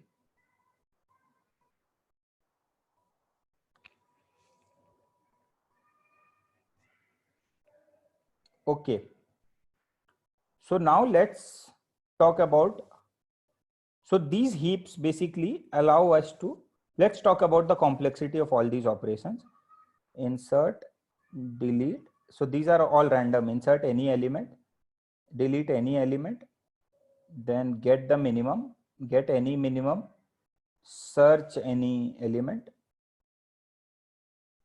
these things.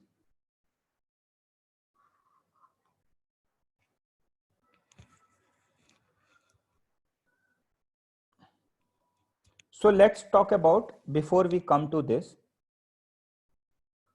let me introduce to you a subroutine called heapify.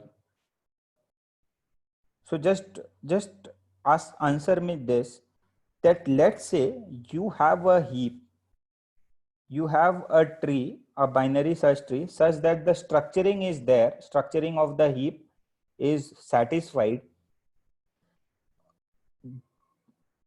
This subtree is a heap. This subtree is also a heap.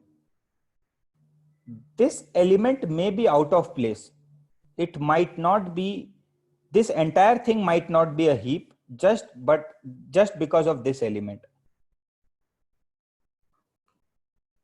My question to you is, can you put this element in the right place such that this entire thing becomes a heap?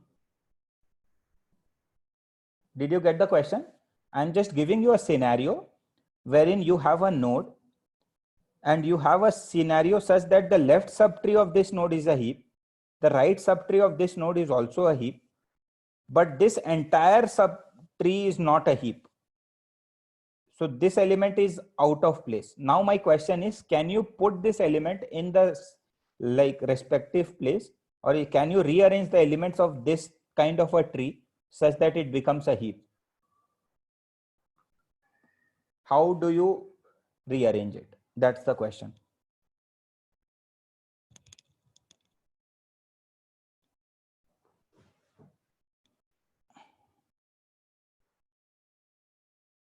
Did you get the question?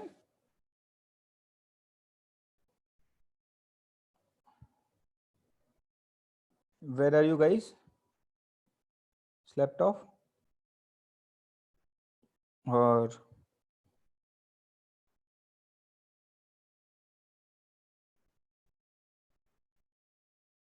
hello, hello, hello. Are you guys there?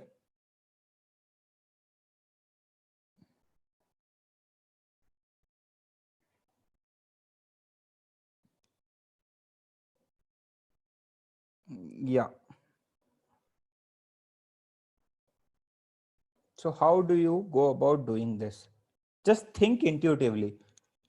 Like, even if you have not heard about it, if you've heard about it, I know you will be able to tell, but that's not the point of taking a class.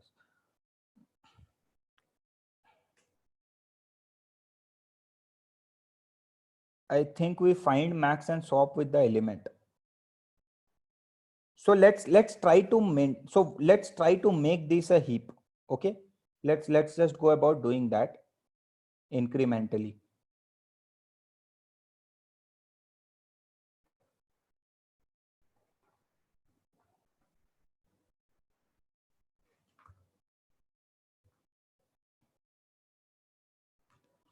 Just a second.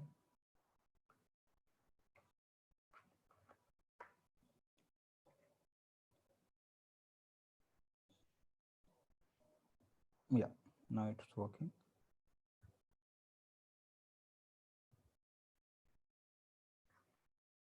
So let's say this was the heap.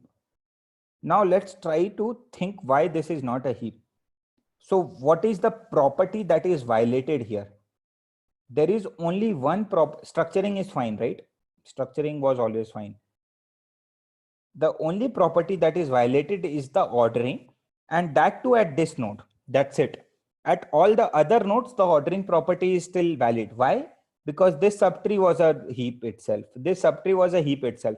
So when this subtree was a heap, when I say that, That basically means that for all the nodes, the ordering property is there. And for all the nodes here also, the ordering property is there.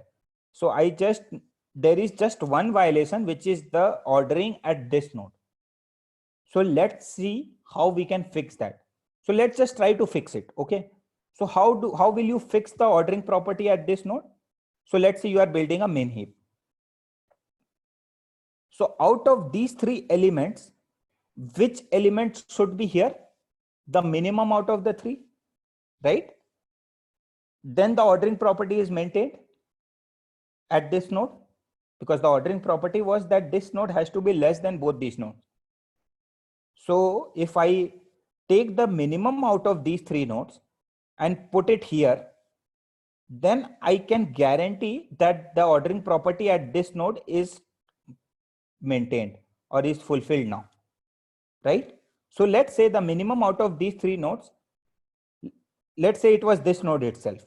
So if it was this node itself, then we are done, right? Then I have successfully corrected the ordering property at this node, and I know that for all the other nodes it was already there. So now this is a result. This resultant structure is a heap. Now let's say this was the minimum out of the three. So then what I'm saying is I will swap this value with this value. So I will put this value here and I will put this value here. So once I put this, so this was V1 and this was V2. So once I put V2 here and V1 here, the ordering property at this node has been satisfied. The ordering property at this subtree is still satisfied because I have not done anything. I have not tampered with this branch. The ordering property at this node is now something that might have been violated. Everything else is still fine, right? So now you could have a violation of the ordering property here at this node, because of the swap, it might be possible that the element that you introduce here now, V1, might be bigger than these two. Previously it was smaller, but now it might happen that it might become bigger, because you are swapping a bigger element here, right? So now look at this problem. Isn't this a smaller instance of the bigger problem? What was the bigger problem? The bigger problem was you take a node, the left subtree is a heap, the right subtree is a heap. Can you rearrange such that this entire tree becomes a heap? Now you look at this branch. This entire thing is also the same problem, that you have this subtree, this is a heap, this subtree is a heap because we did not tamper with it. This node now is a place where the ordering property might be violated. I have to make this subtree a heap now, right? So this is a smaller version of this problem. So I can follow a similar approach. I can swap this with the minimum out of these three, because I know that the only rightful candidate here out of these three will be the minimum. So let me put that, and let's say that came from here. So now I know that this is fine. I have not tampered with it. This was already fine. Now the only problem is this node.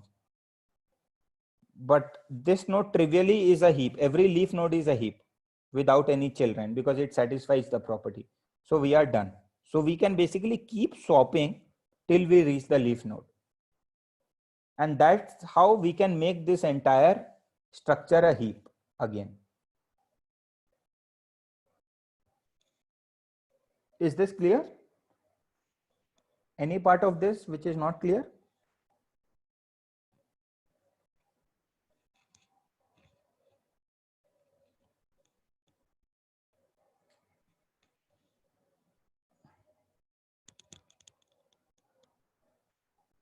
Okay, so now, so I call this routine heapify. Let's just fix one type of heap. So everything, all the discussion that we are doing is with respect to a mean heap. You can extend the analogy to a max heap. That's not a big problem. So let's call this function which does that, the algorithm which implements that algorithm as heapify. So heapify typically will take a heap as input and a node, right? and it will basically create a heap out of that. So the problem here is that at this node n, the property might be violated. Other than that, the subtree of the left and right subtrees of n are heaps themselves. So then Heapify gives you an algorithm to make this entire H as heap, or to make the entire subtree rooted at this node as the heap, right? So let's say I have this routine. I know this algorithm. I will now talk about all the 4 operations, the coveted operations that we've been discussing: insert, get mean, delete, and search, keeping this in mind. So let's talk about the get min. So you know that the ordering property of this heap is such that this root node will be the minimum, right? Because this root node is smaller than these two. This in turn is smaller than these two. This in turn is smaller than these two, and so on. So the minimum is this, right?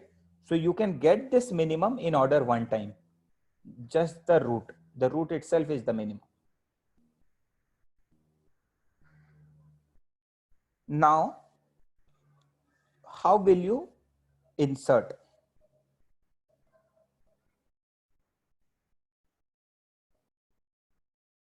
So let's say now,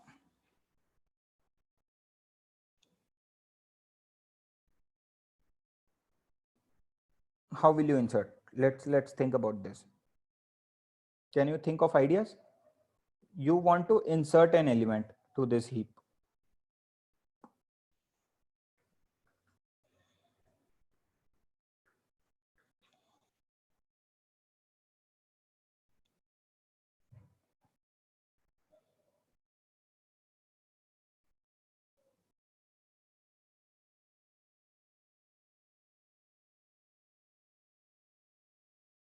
Make it the root. What will happen to the root, Utsav, then?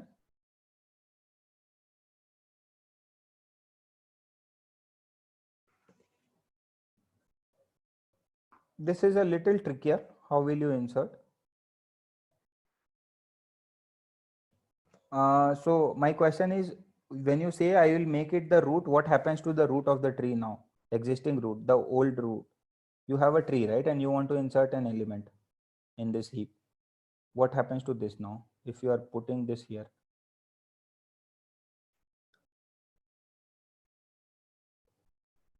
So let's think how you want to insert. So let's talk about this heap, and let's say you want to insert an element ELT which is coming in. All right. So now let's see this heap. If you see, we want the resulting heap after we insert this element to also satisfy both the properties, the structuring and the ordering property. So for the ordering property to be fulfilled, I know that the element needs to be,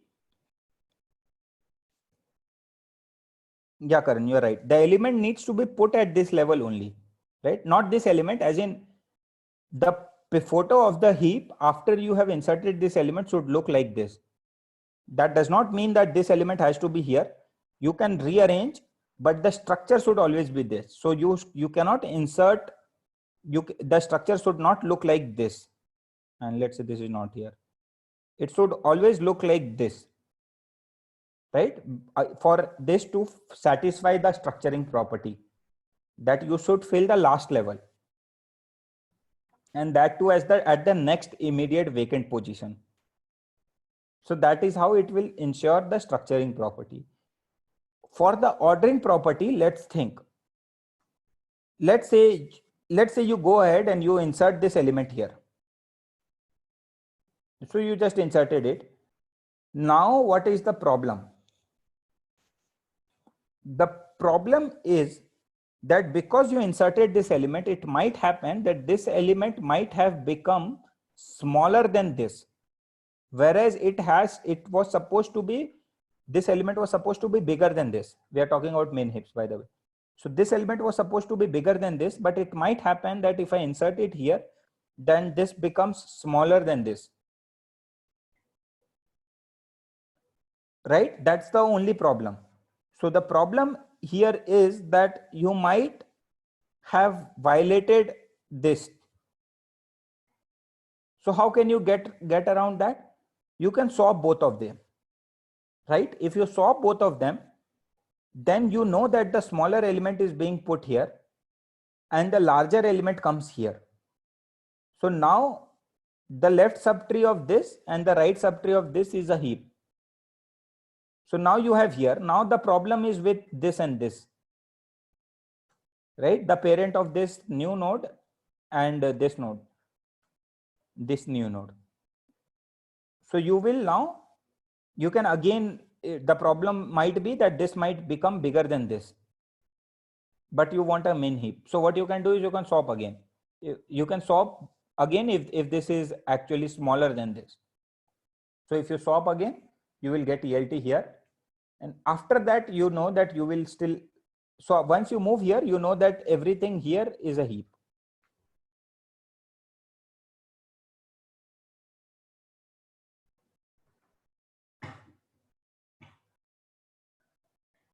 Is that right?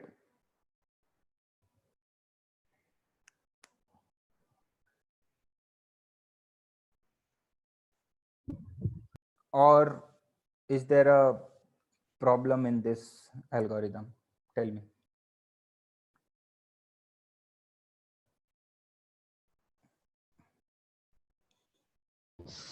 Sir, here why we are only checking for the right part only.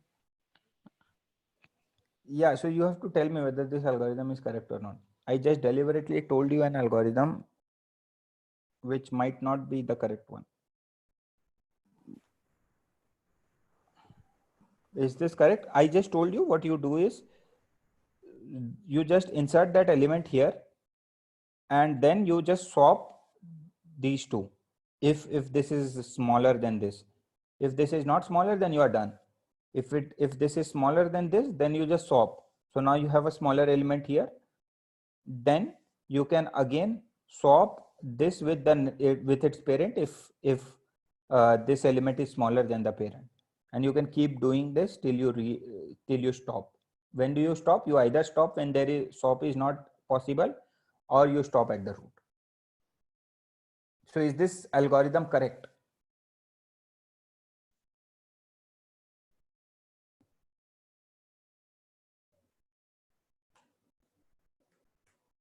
Others? I think it's correct. I think it's correct.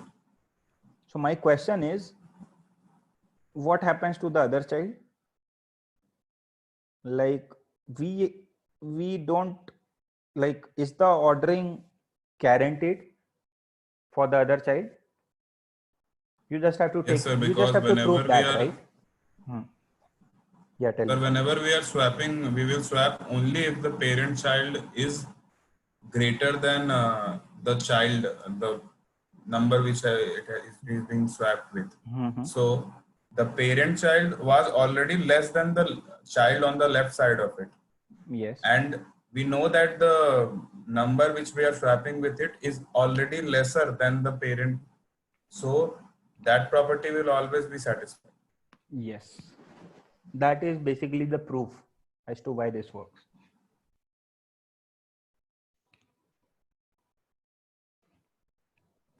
So you told that we will be getting something where we will be having two heaps, and then we will be getting a root which we don't know We whether will it come to is. that. Yes. Other, for some operations, some of these operations will be using this.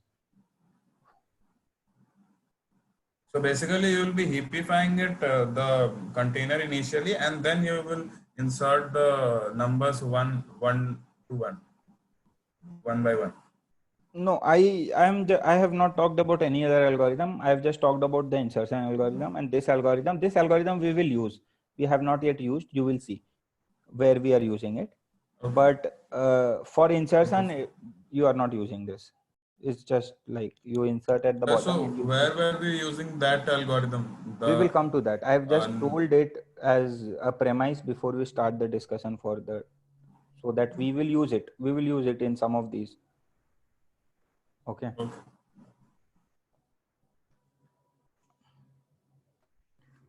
For what is the question? For structuring property, we directly insert at leftmost part. Yeah, Swami, you're right. You just insert at the next available position in the last level.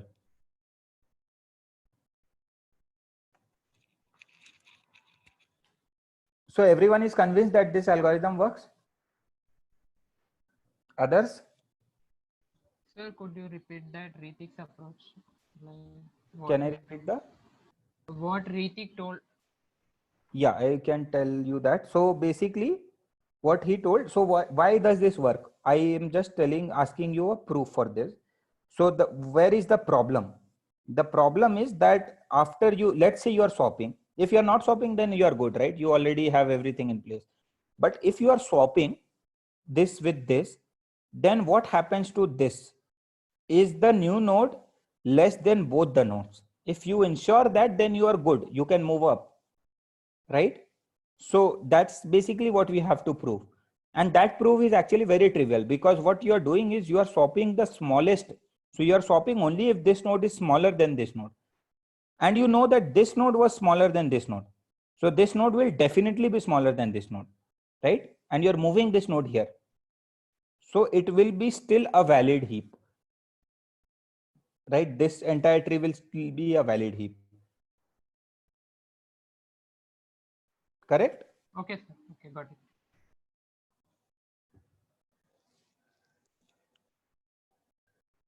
So it will be valid here. But now tell me, now let's say you are swapping this with this, because you got this as a smaller one. So this element that you move in now here, won't it like lead to a violation? Can it lead to a violation of the heap at this level?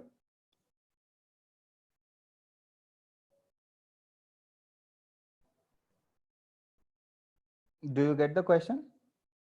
Like if you're swapping this with this, now let's say you swap this with this, now you are here, now you are swapping this with this, then you bring this element here, right? So it can happen that this entire tree is no longer a heap.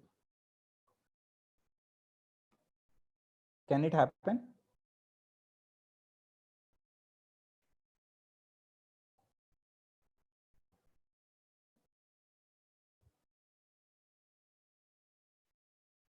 Why?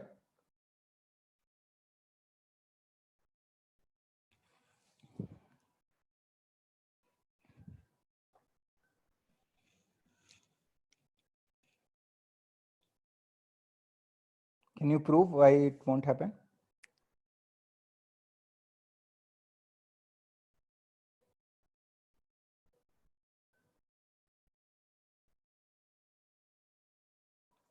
Okay.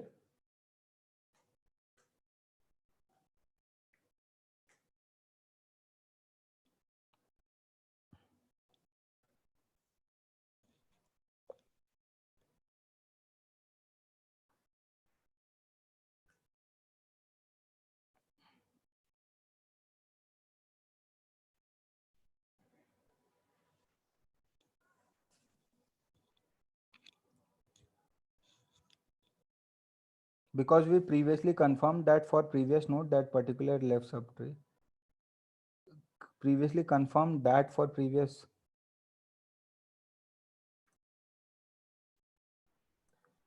So this is the question.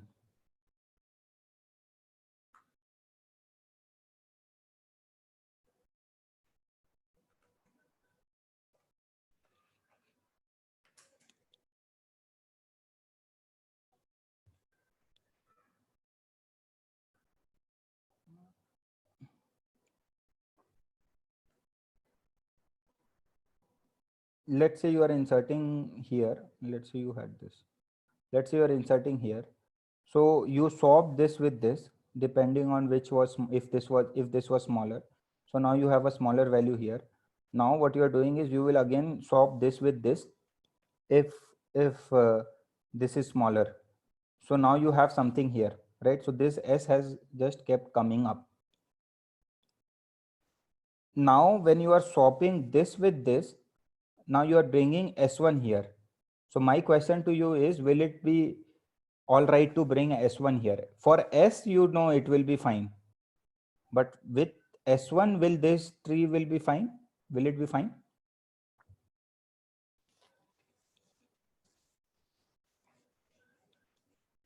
Because you are bringing in a greater element, right? You are swapping it with, you are swapping it for a greater element. So S1 is great, might be greater than S. That's why you are swapping. So now you have brought in a bigger element. So can it happen that this bigger element itself might lead to a violation of the heap property at this node? Because previously you had S, right? Now you have S1. With S, you proved that this is not violated. But now you are bringing in the bigger element. I'm not talking about the node where this element went. For that node, it is trivial to prove that it is smaller, so it works. But for the node where you brought in, you are bringing a bigger node, right? So we should be checking if S1 is lesser than all the sub childs, right? We should check for that also. So this is a homework for you. Think about whether this algorithm works. If it works, prove the correctness. We were able to prove going upwards that for the upper node it is valid, the parent. But for this child, once you bring in a smaller element, will the subtree at this be violated?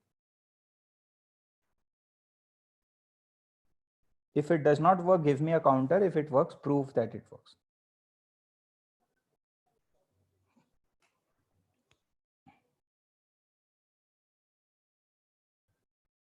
Sir, it does not work in case, sir, let's say this is the particular case in which from the root, if we look at the left subtree, then the nodes in left subtree, all nodes are less than 10, let us assume. Okay. Now, as Let's just say this was 9, 6, 5. This will help now.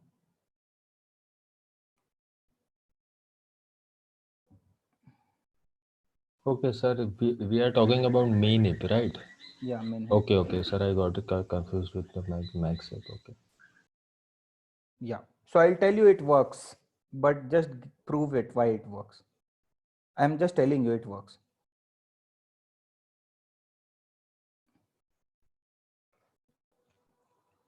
So think about why it works. Okay.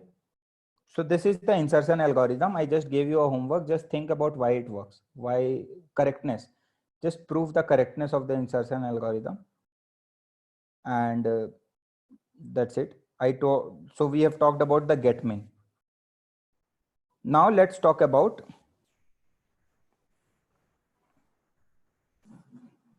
delete min. Let's say I want to remove the minimum element from this heap. So now you have a heap and you want to remove the minimum element. So the minimum is this, right? You want to remove this.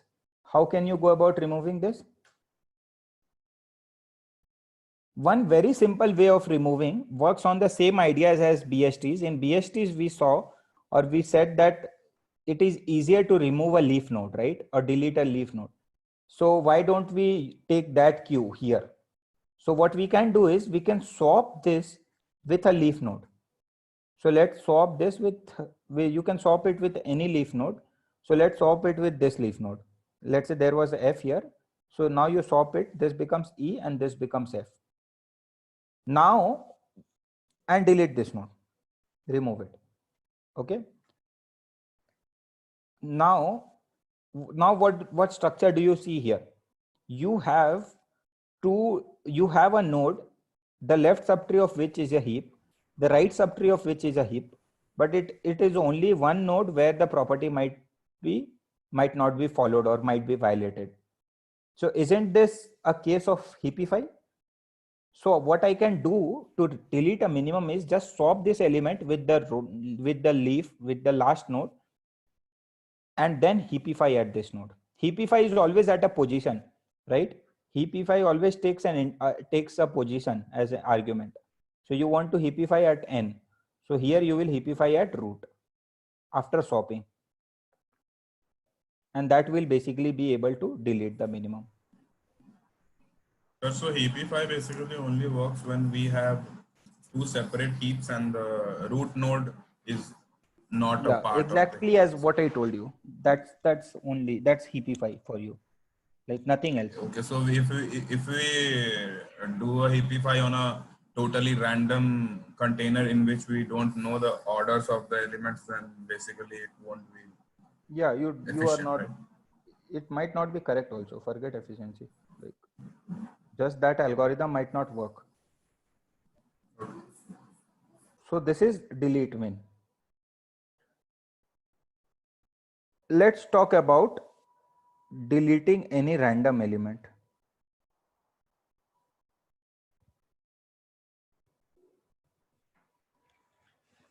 And searching any random element.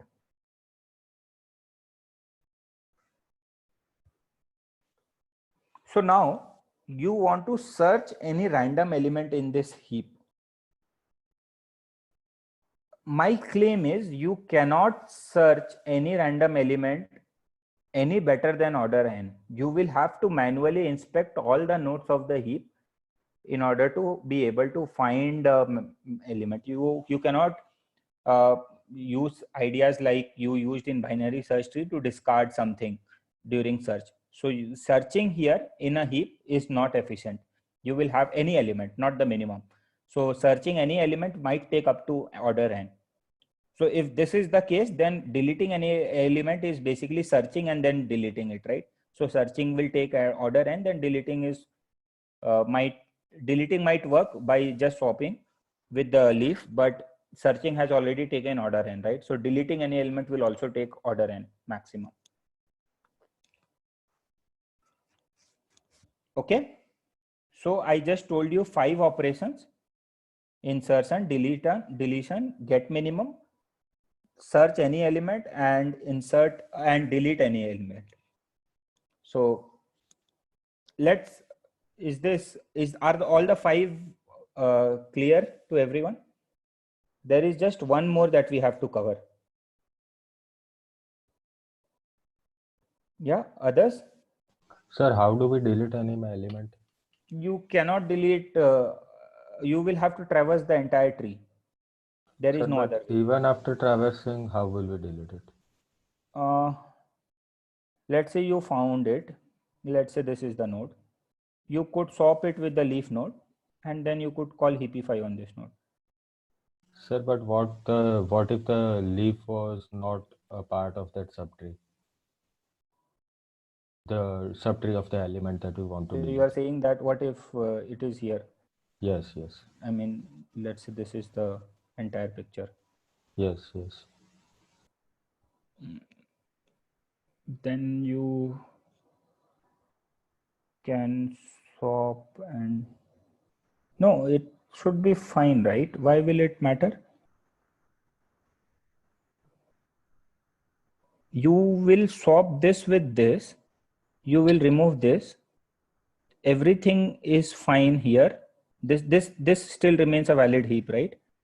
This remains a valid heap. Everything is fine. It's just that at this node, the property might have been not violated. So then what you do is you will heapify at this node. So then this becomes a heap.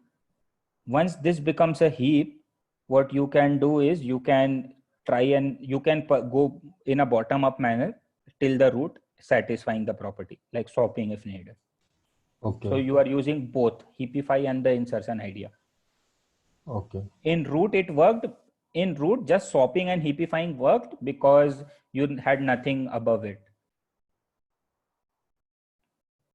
Right? Do you see this did you understand what we had a discussion on right now?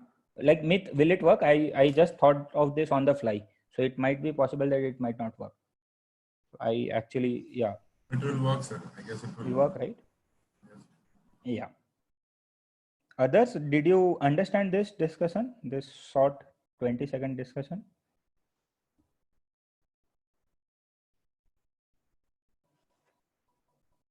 Sir, what did you say? Can you repeat? Sir, we first need to apply Heapify, come to the bottom, and then apply the... 3 things. You just swap this with the leaf, remove the leaf, delete it, free it.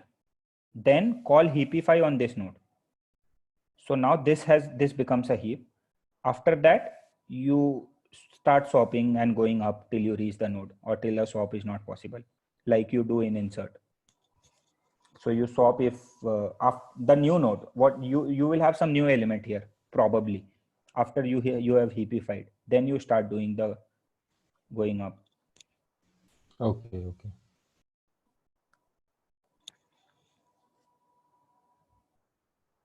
So if insert works, then this will also work, right? We are just doing the same thing here, right? Like it is as if this node has been inserted here. Like it is as if you started from the leaf, you kept on swapping, now you've reached here. Now so yeah, I think it will work.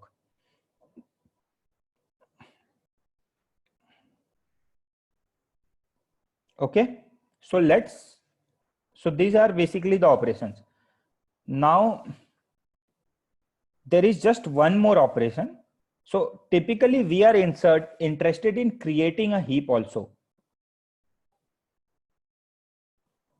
So creating a heap is basically you have n elements that are given to you by hand. You want to create a heap. I will summarize all this, don't worry. It might have become a little unstructured, but I will summarize all of it in. So if you have n elements which are arranged in some manner, let's say this is how they have been arranged. You have a structuring that is guaranteed. So you have n elements which you have arranged like this. Now you have to create a heap out of it.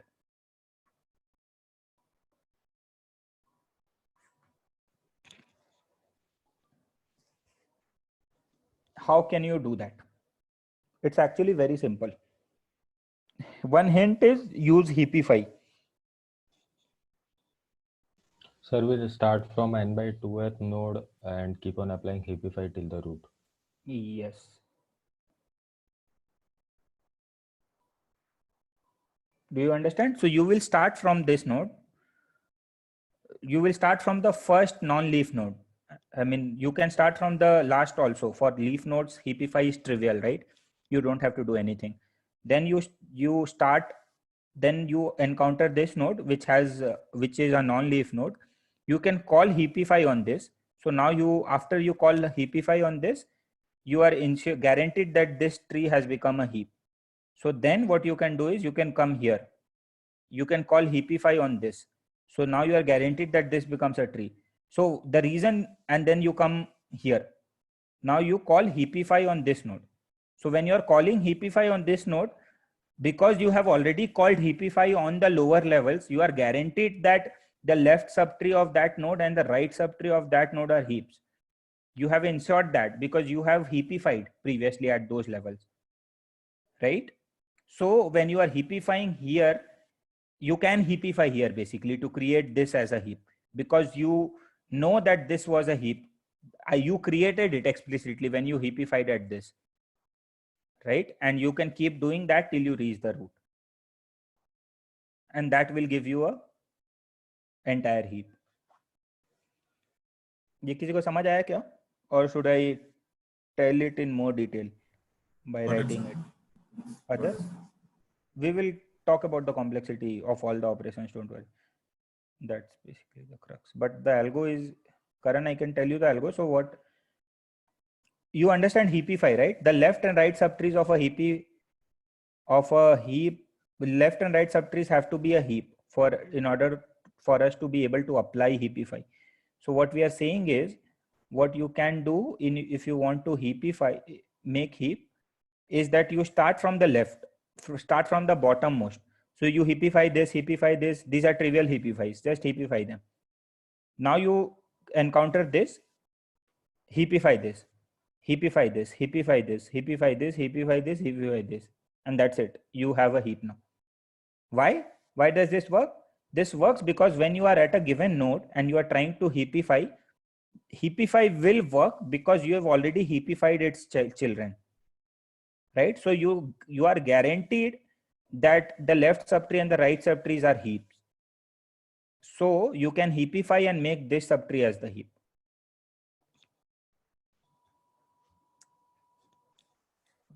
Did you get it, Karan? Yeah, think about it. If then we can take up questions. So let's talk about the complexities of all these operations now. So you have insert, you have get min, you have delete min,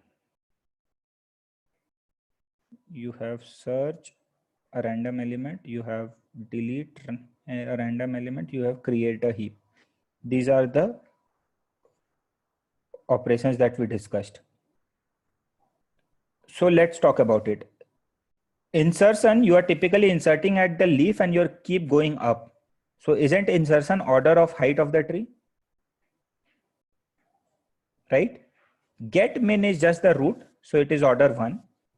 Delete min, once you have swapped the node with the root with the leaf, you are heapifying on this node. So heapifying is order h, right? Why? Because you are just comparing, swapping, and then going down. So at every level, you are reducing by one branch. So delete min is basically equal to heapify is equal to order h. Searching any random element, I told you, is order n. Deleting any random element is order n. Create heap, we will discuss the complexity. There is a mathematical derivation for this. But if you want a loose upper bound, it is n into h, right? Because you are heapifying for every node. So heapify takes h and you're doing it for n nodes. So it is n into h. But this is a loose upper bound. You have a tighter bound than that. This is actually order n, which we will prove. This is my task. I will prove now. But before that, these complexities are fine, right? Now tell me, for a heap, given that you know the structuring property, can you write h in terms of n?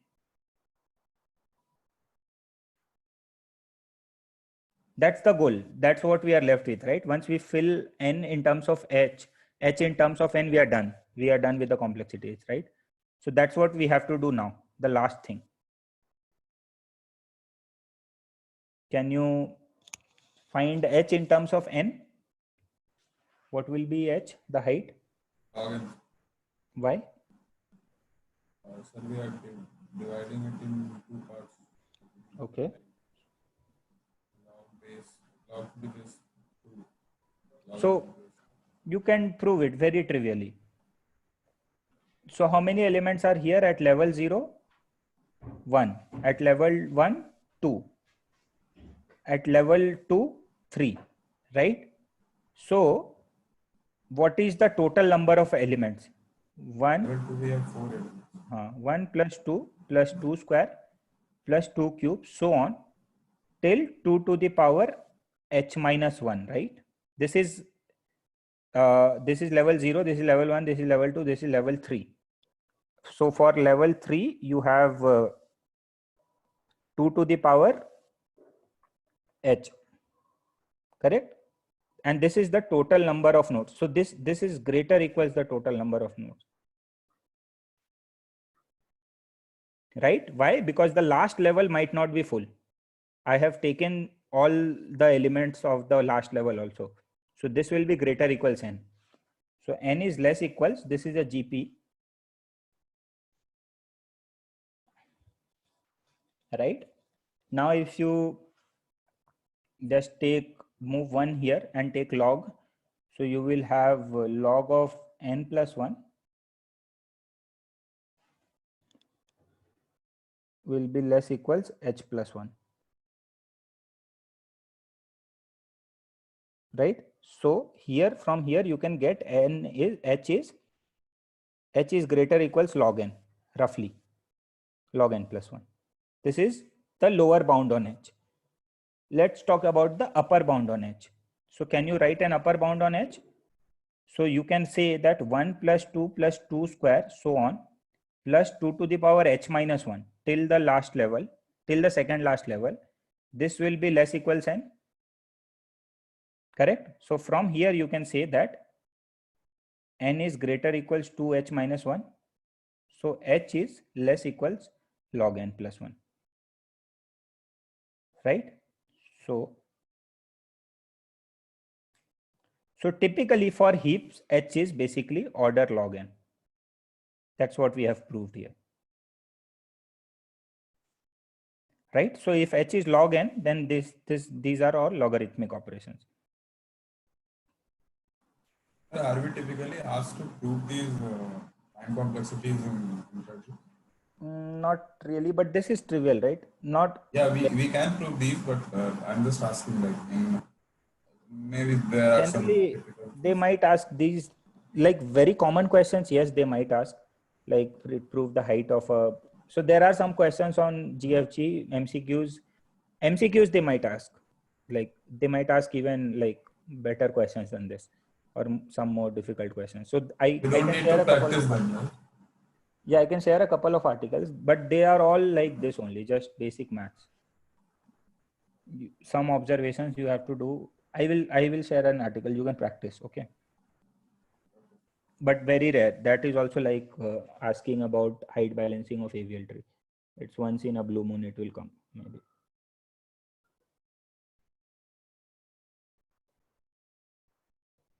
Okay, are all these complexities clear except the create heap? Can I have acknowledgements if all these are clear before we move on to the complexity of create heap? If at all you are awake, I know this is a little boring because it's all theory, but that's how it was supposed to be for today.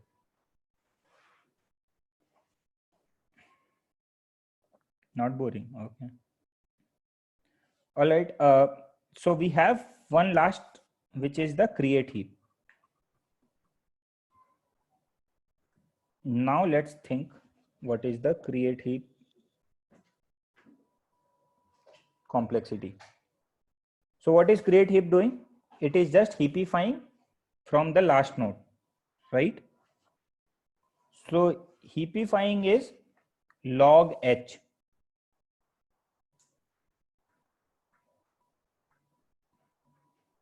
So just tell me this, if you have a node at level, so at level h from the top,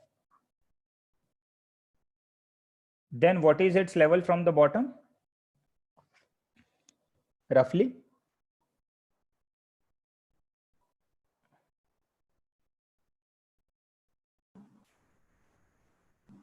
Do you understand the question? In terms of n, can you tell me this? N minus x. What's the question? I am asking if this is the height from the top. Let's take any node. The height from the top is h. What is the height from the bottom for this node? Log n minus x. Log n minus h. Straight away using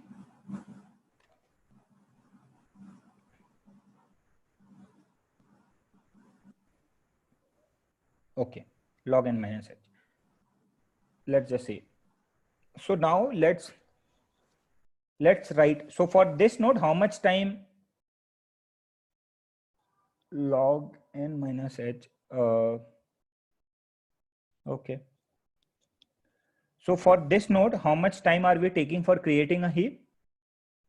Log of the height of this node. Log of this height. Log of log n minus x. Yeah. I mean, so basically it is, so for every node you are taking that. So log of You will have to substitute.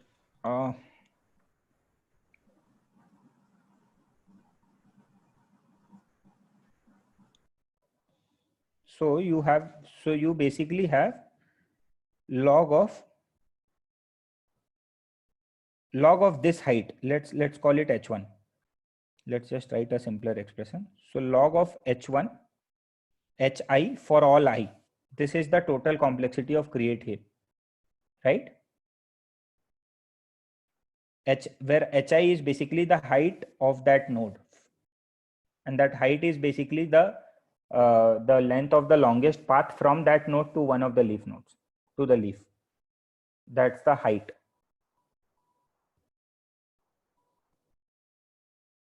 Correct? So now this basically is, so you can write this hi in better terms, in terms of n, and I want, so can you write this as this will be an upper bound on log of something as a function of n. This is a function of n. Can you tell me, like, how can I go about writing this? So think about the total number of nodes till this level. So when you are at height hi,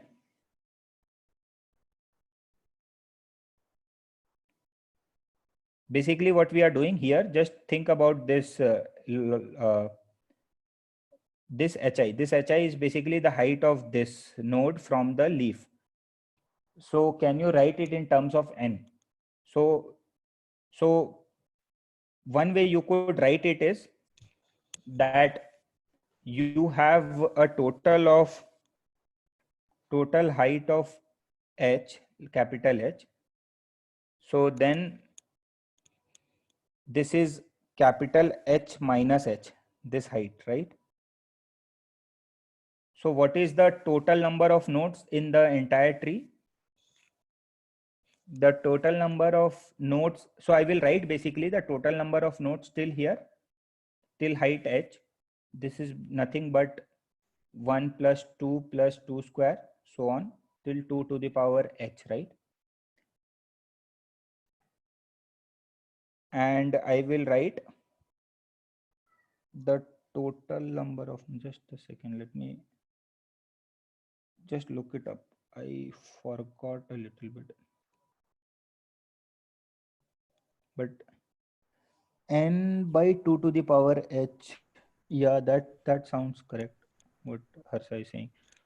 Will we need to remember how we prove this, or we just need to know the time compressed? I mean, this proof is sometimes asked in the interviews. This has been asked historically, so this is fine. N by 2 to the power h is basically hi. N by 2 to the power h, is it, Harsha? What is h?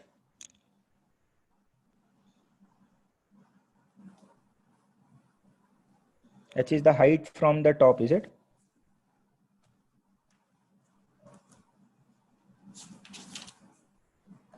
The height from the top, yes. So hi is basically, what he's saying is that hi is less equals n by 2 to the power h. Let me write n capital. This expression comes and then you plug this here. This is actually the way you can prove it is, see the total number of, so what is the total number of, so what is, so this height hi, if you want to prove, so write this as n is basically nothing but 2 to the power, n is the total number of nodes, right? So this is 2 to the power 1, 0 plus 1 plus 2, so on till 2 to the power. In fact, this you can write करो इसको proof कर देना, मतलब basically h is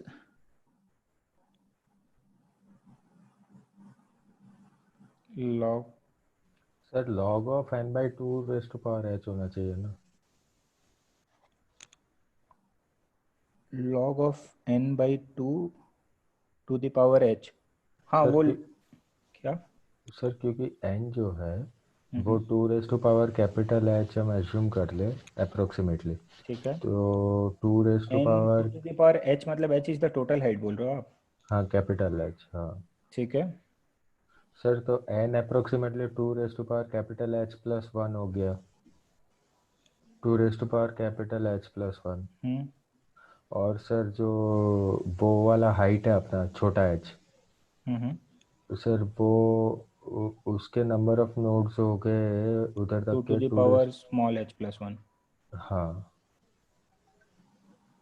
ठीक है, sir. फिर तो sir जो हमारा वो हाइट का डिफरेंस होगा सर, एक्चुअली इसको डिवाइड क्यों कर रहे हैं हम एक दूसरे से? सर हम डिवाइड करके मल्टीप्लाई कर देंगे अगर टोटल हाइट से, तो वो आई गेस आ जाएगा। वो तो आ ही रहा है, मतलब बैकवर्ड्स तो प्रूफ हो ही जाएगा, फॉरवर्ड्स प्रूफ सोच रहा हूँ मैं कैसे करना है। प्रूफ इसको इंडक्शन से तो प्रूफ कर ही सकते हो आप, induction on height on I, induction से हो जाता है ये प्रूफ। बट इसको फॉरवर्ड वे में प्रूफ करना, मतलब think about it how it can be done. But if you plug that in here, then this will basically come down to h को फिर आप लिख सकते हो। So with this basically you can take out n, this is for all the hi's, right? So you can take out n and so this basically comes down to a gp and to some arithmetic sequence, and this eventually comes out to order n. I can share an article wherein this mathematically is proved, and instead of wasting time now, and if you guys don't understand, then we can discuss. Like I will also have to revise or go through it. I didn't do it today. Okay, but this is order n, and somehow the expression is this expression. Basically the starting point is this, that you sum log of hi's, where hi is the height from the bottom, and that is basically the total amount of time for the create heap. And now you can substitute hi in terms of n and establish a bound such that the bound is order n. Sir ये हो रहा है ना इसमें sir, जैसे n आपका आ गया 2 raised to power capital h plus 1, ठीक है, और जैसे डिनोमिनेटर में 2 raised to power small h plus 1 है, तो सर दोनों को डिवाइड करेंगे तो आ जाएगा 2 raised to power capital h h minus minus h, small h। Sir yes, उसका लॉग बेस 2 ले लेंगे तो capital h minus small h आ गया ना सर। तो right, वही तो हमें चाहिए एक्चुअली सर। right. तो n by 2 raised to power h का लॉग होना चाहिए ना, मैं वही कहना चाह रहा हूँ। n by 2 मतलब ये एक्सप्रेशन गलत लिखा हुआ है, समेशन एच आई होगा और फिर ये लॉग आएगा यहाँ पर। हाँ ये हाँ, बोल रहे हो ना? अब सही लग रहा है सर। वो यहाँ समेशन में लॉग थोड़ी आएगा, समेशन तो हाइट है सिर्फ। Time is the height, time is actually the number of nodes in this, like log of that or the height. Yeah.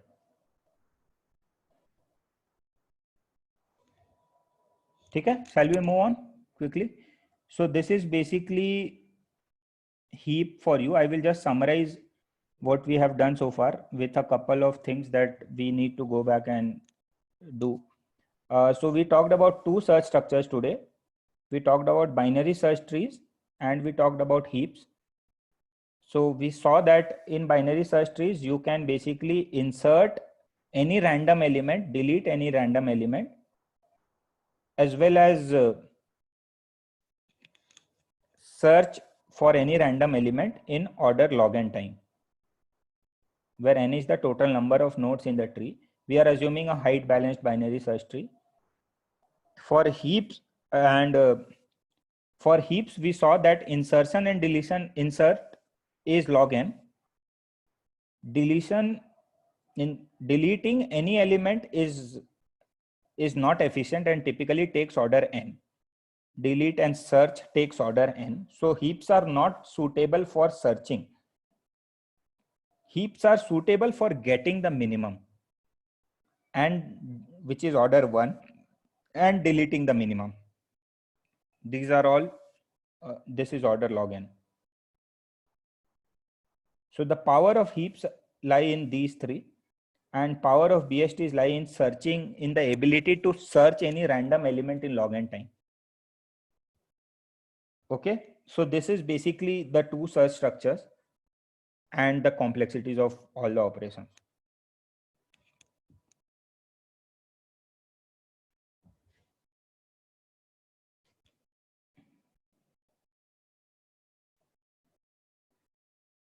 Now just one more thing.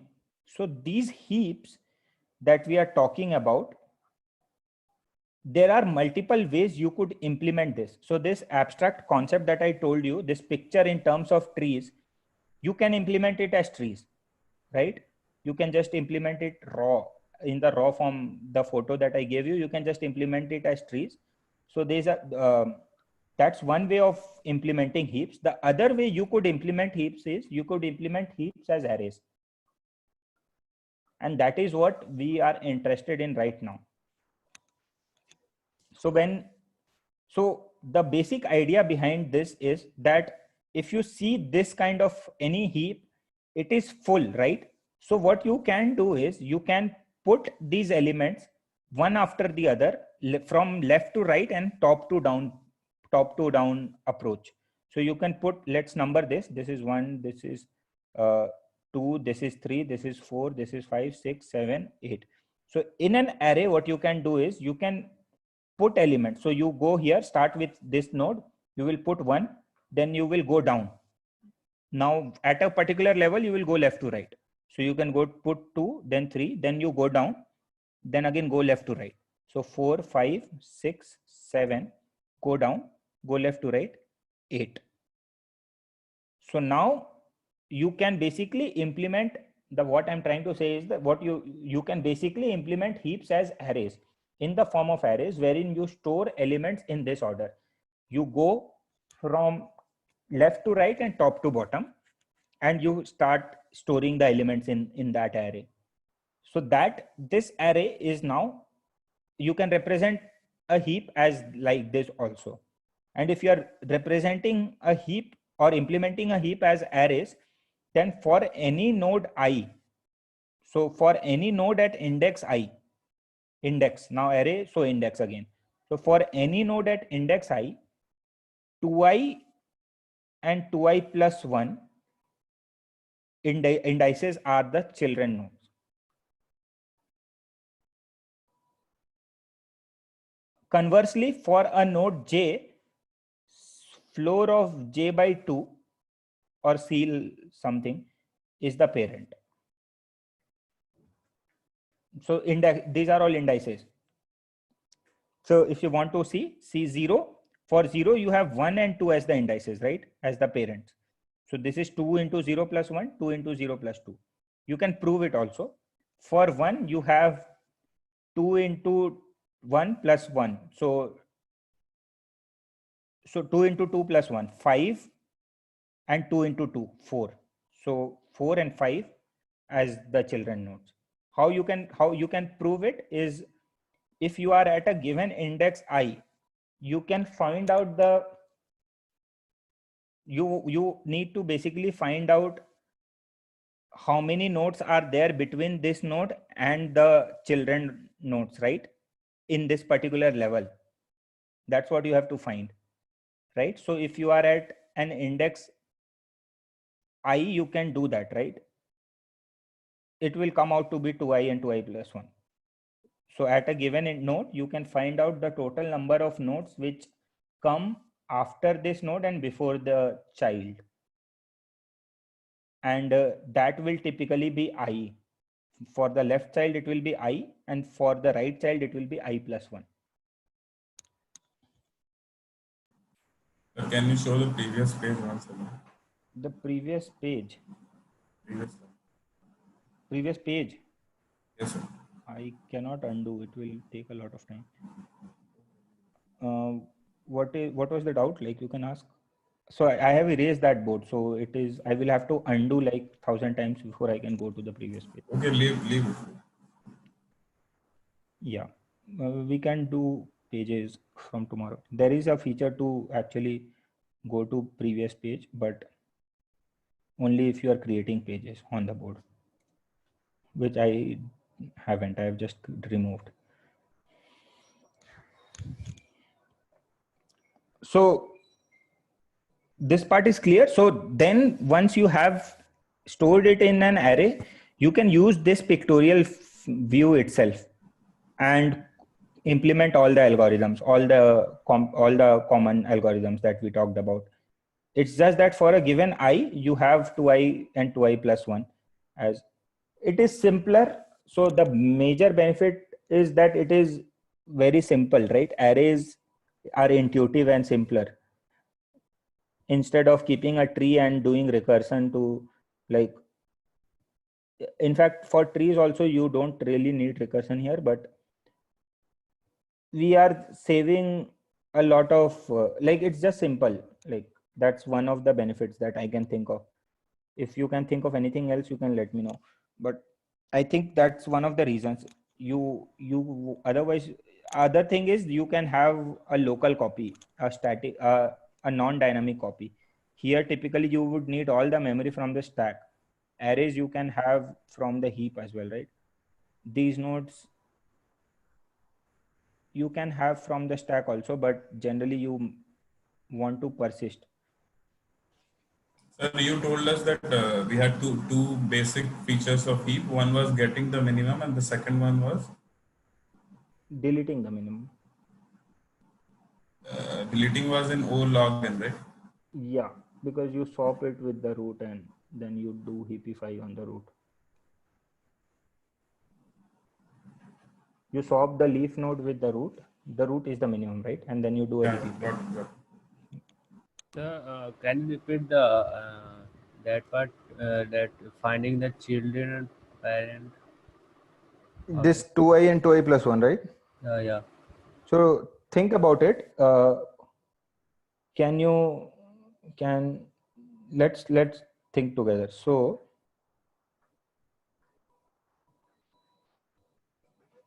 let me just make it big enough to be complex. So let's say you are at index I in the node. You want to find the indices of the left and right children of this node. So how can you do that? So think about the fact. Okay. So you will have, for all the nodes which are before this, you will have 2 childs each. Correct?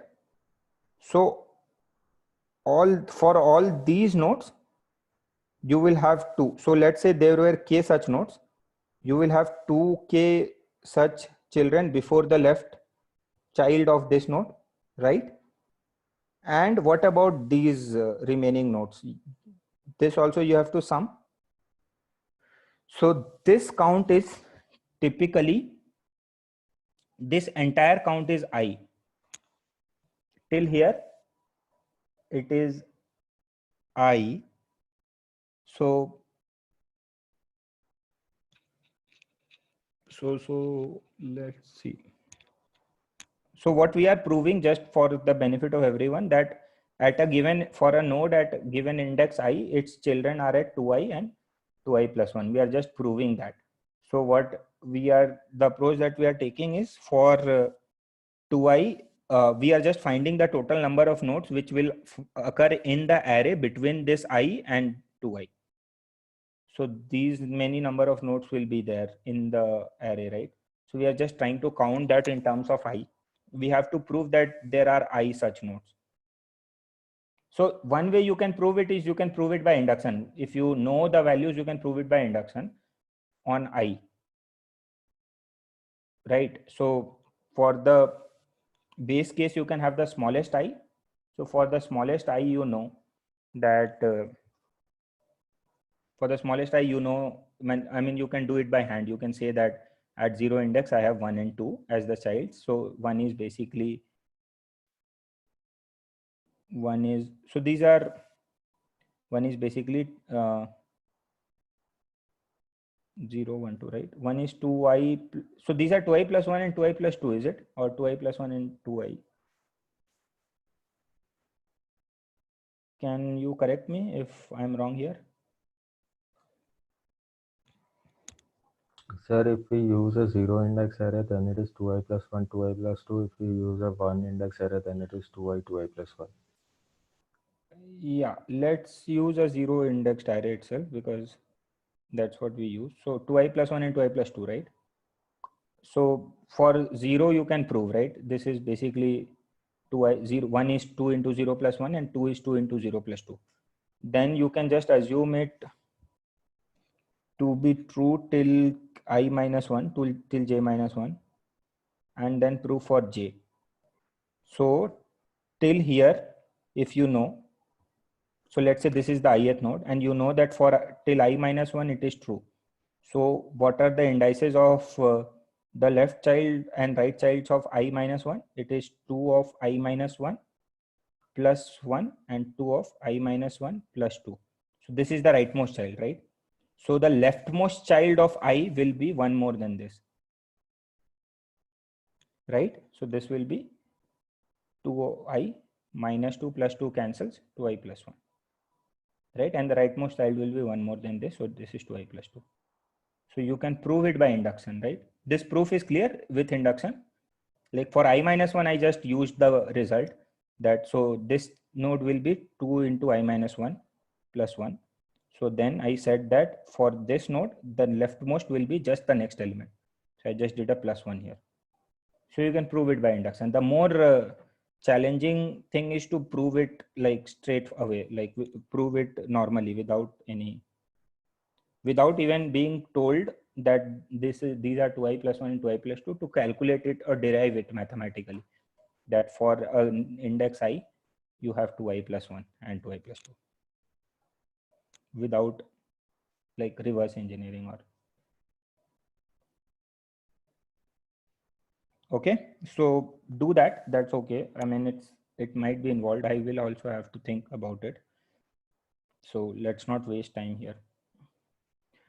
So coming back to the arrays implementation of heap. So we said that what we can do is we can implement the entire heap as arrays. So we can just store elements in the array in a left to right and a top to bottom fashion. And then basically we can do all the operations. So let's talk about get min. How will you do a get min? Get min will be a of 0, right? This will be the get min. Let's talk about delete min. How do you delete min in this kind of an array? What was the algorithm? You used to swap this with the last node, right? So you can swap a0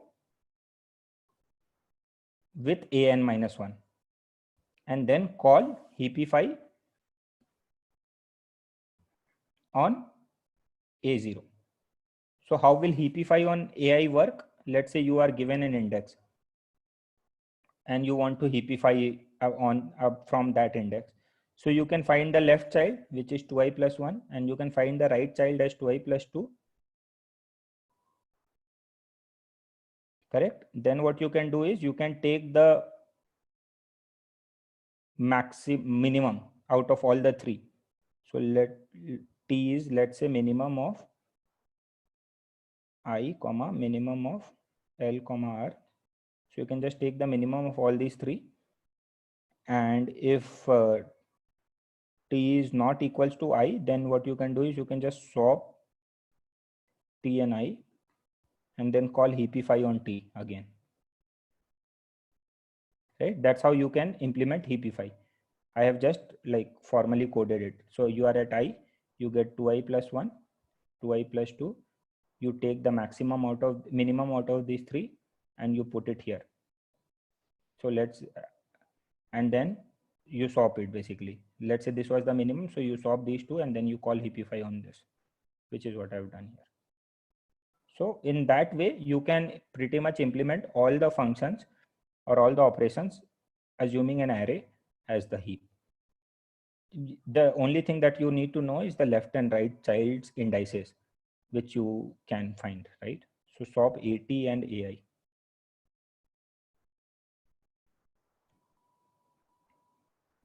Do you get a sense of what we are doing here with that array? Like, is it making some sense? What, right? So no, you are not like confused, right? Why are we suddenly, you were showing a tree, why did you suddenly come to an array?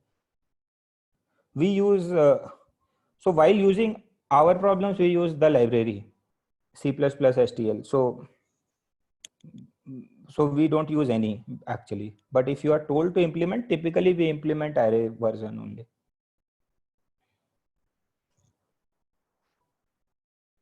Okay. So roughly, so you have a set of functions in STL, which, yeah, we will come to that only. That's what we are talking about now. So we have two ways you can implement heaps. You have priority queues. We will talk about them tomorrow. So it's okay. I will show you the implementation, like the interface also tomorrow. The other way you could do it is you could create your own array of numbers, and you could call make heap and heapify on that. So you can call make heap on array. Make heap is a function which lets you make heap. Similarly, you can call heapify. I think we will have to check the name, but you can call heapify on the array at a given index. It allows you to do that. You can do a delete min also, I think. So typically what we will be doing for heaps is we will be using C++ priority queues, which it gives. And syntax of priority queues, we will look at it tomorrow. Like, it's very simple. You just say priority queue. In the template bracket, you specify the data type and a name. So this is how you declare. So basically you are saying that I'm declaring a heap wherein the elements are integers. After that, you can insert by writing q.push an element. So this is order log n. If you want the minimum, you can do q.top. This will give you the minimum. This is order 1. If you want to remove the minimum, you can do q.pop. This will remove the minimum, and this is log n. So typically this is how you can use heaps in C++ STL. This is one way you could use heaps. The other way you could use heaps is you could maintain your own heap. So when you maintain your own heap, you could create your own array of numbers and try to keep it a heap. Then also C++ gives you a set of functions to perform operations on this array, assuming you are doing heap operations. So C++ gives you functions for that also. So that's also another way you could implement heaps in STL. I just told you two ways of implementing heaps in STL. Is this clear? Like, do you understand both? Priority queues, do you understand?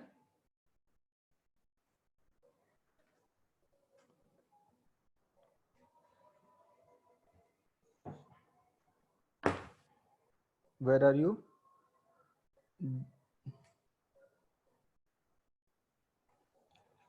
And you understand this also, right?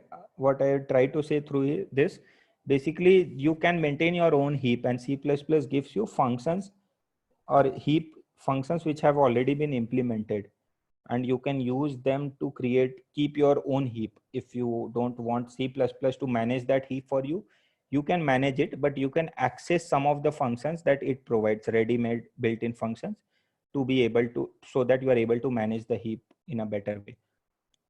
So you can do that also. We will look at both the approaches tomorrow. Maybe we will take one example and we will code it in both the cases. This case is what I generally use, but with a little help from you and from Google, we can do this also. Like, I'll have to look up the documentation, but that's okay.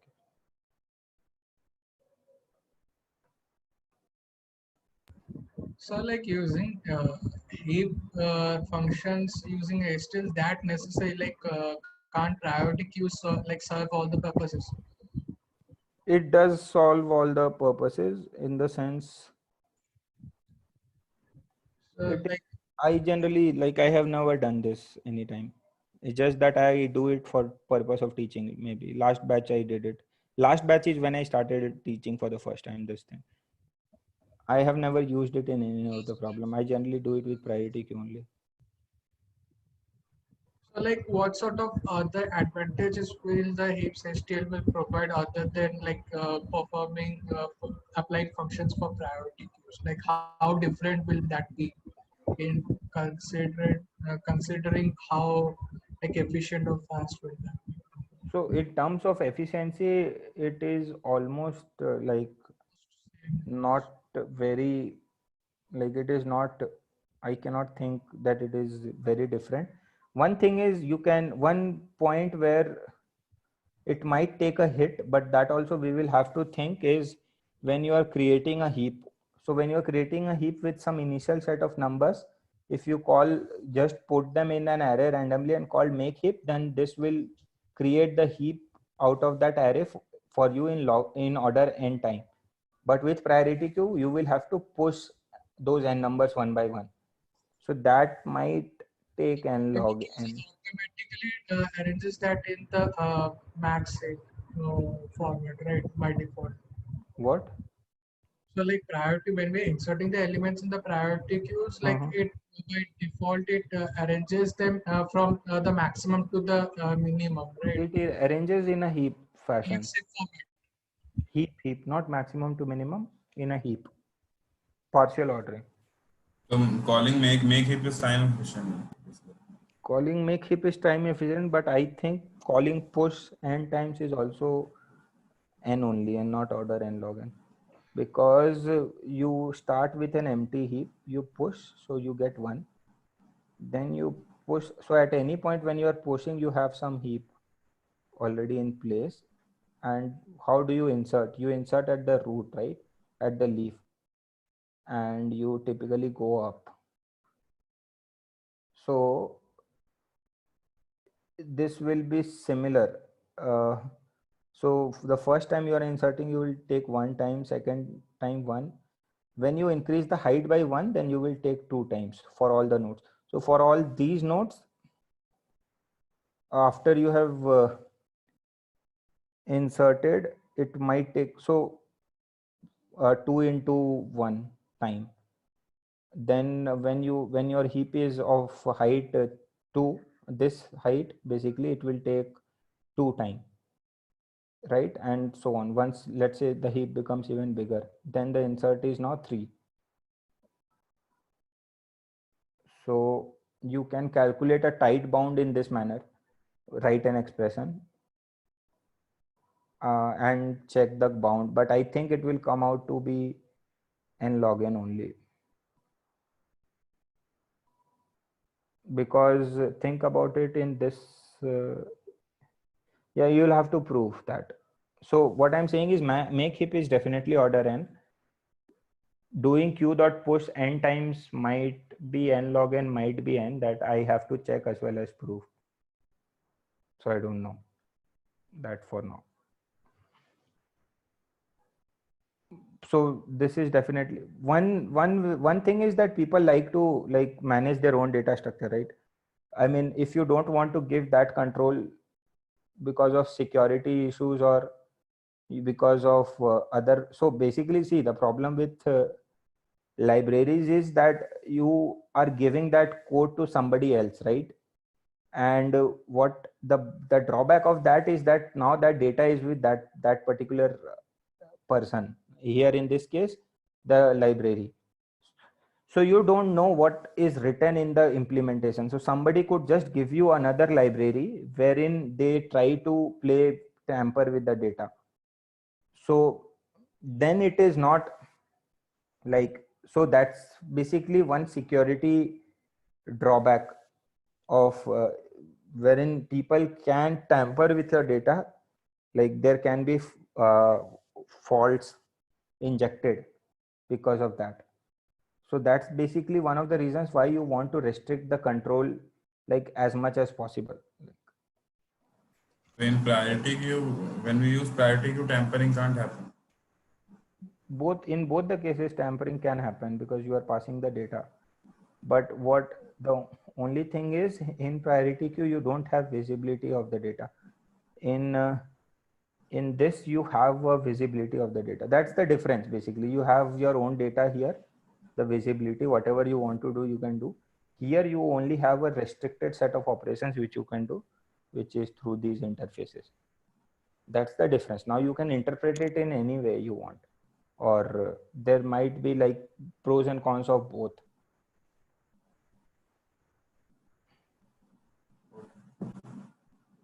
So it's not always that something is always better than something else, or something is always worse than something else. There are aspects because of which, so as a library developer, they give you all the options. You don't know what a developer wants to prioritize. So if the developer wants to prioritize, or if the developer does not want to like get into the nitty gritty of like storing the data in his own container, then he might as well use priority queue library and be happy. But there are developers who want control of their own data. They are like, no, I will manage my data. Only I can use your interfaces that you give if and when needed, but I will be in charge. I will be in charge of my data. So then they prefer this version. So it is like pros and cons of both, and that's why they give you both, and you can pick whatever you want for your purposes. In terms of complexities, it's almost like the same. It's not like one is better over the other in terms of time complexity. So n is better, right? N is better, yes. N is better, but it's insignificant. Might be insignificant, yeah. And for this push, I don't know, it might be n. If you're pushing n times starting from an empty priority queue, so n log n is the upper bound, right? If you're just pushing to a static size of n, then it is n log n. But here you are first pushing when the heap was empty, then you're pushing when the heap is of size 1, then you're pushing when the heap is of size 2. So the total time complexity will be definitely less equals n log n. So I have a feeling the tide bound will still be n and not n log n, but we will have to prove that. Right? Do you understand what I'm trying to say here? Yes, sir. Yeah. So for the leaves, you have 0. So when you are inserting leaves, you have 0. Then there might be a time when the tree is like this. Then you are inserting an element. So then insertion might take as much as height, right? So this is 1, might take 1. Then you are inserting again, and so on. So that basically, you can actually simulate that. See, first node you will insert, second node you will insert like this. So first node you have 0 time, second node you insert, you will have 1 time, third node you insert, you will have 1 time, fourth node. So basically it is 0 into 0 plus 1 into the nodes at this level, 2 to the power 1 plus 2 into 2 square, right, plus 3 into 2 cube. ये expression आएगा I think for height h insert का total time complexity. So इसको आप लिख सकते हो, ये तो AGP है ना. So if this is s, you can do 2s, right? You will do 2s and then subtract. So 2s is basically 0 plus 2. So this will be 2 square plus 2 into 2 cube plus 3 into 2 to the power 4 and so on. Now you subtract, this is 1. So now you get a GP, right? So S will give you a GP, which is basically 2 plus 2 square plus 2 cube and so on.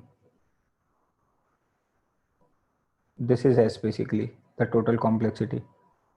And the total, if you want n nodes, basically, if you have inserted n nodes, then how much height have you gone? You have gone till log n height, right? So you will keep doing this till log n height. So this sum will be for log n height. So this will be 2 plus 2 square plus 2 cube and so on for log n height. So let's say roughly log n times only. So this will be a 1 minus r to the power n. So r is 2 to the power n log n minus 1 by 2 minus. It is actually n only. 2 to the power log n is n. So 2n minus 1 by 1. So this is roughly order n only. So if you push n times, then also it is order n only. Right? Did anyone follow this math? Sir, how did you get the equation for S? Can you please repeat that? हाँ ये मैं कर देता हूँ. N ही है लेकिन ये समझ आ गया मेरे को. हाँ. So see, this is you insert the first element, right? So just insert it. How much time you are taking? 0. ठीक है. Then you insert the second element. यहाँ लिखते हैं. Then you are inserting the second element. Where will you insert? You will insert here and then you will swap if needed. So swapping is one time height. Then you insert here, you will swap. So this is again 1. Now you insert here, so you can swap potentially 2 times. So 2. Insert here, you can potentially swap 2 times. So 2. Insert here, swap 2 times. 2.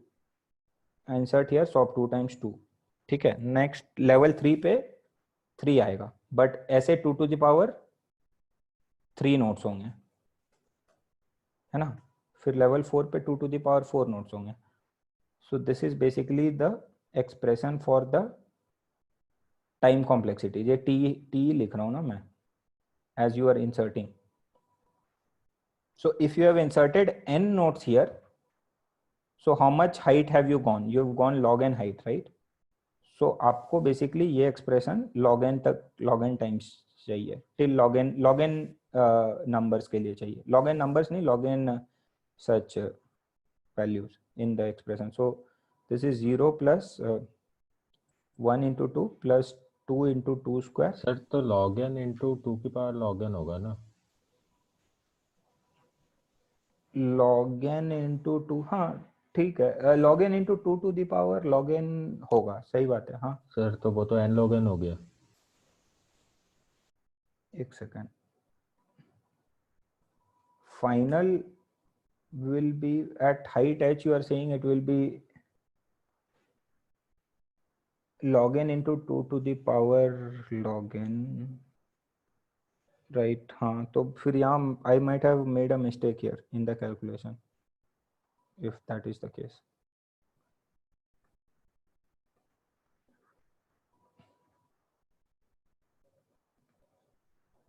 So ये तो n log n हो गया straight away.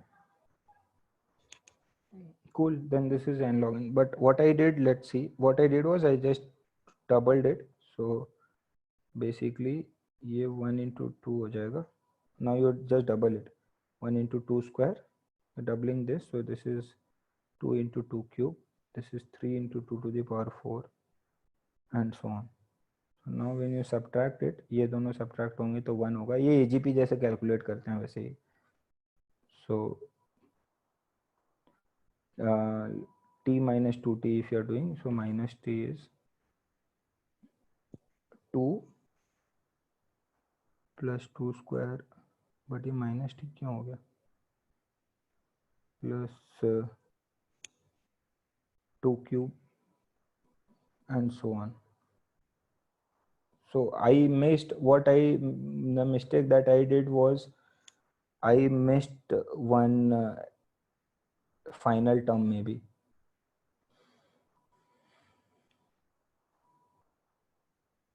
Right, so this is basically the approach. Did I do anything wrong here, Meet, till now?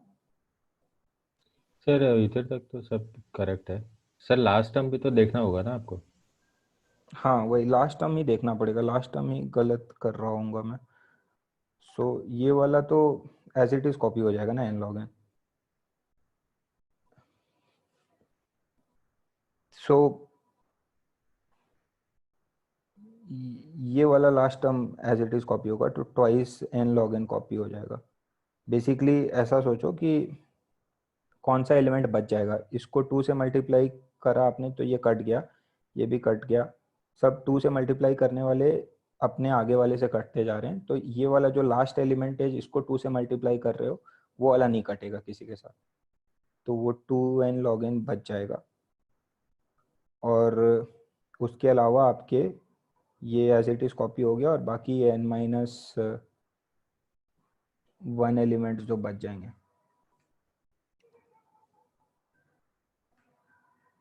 ये n log n ही है, but why is it minus T? I am still like sir minus T इसलिए है sir, उसमें plus 2 log n आएगा ना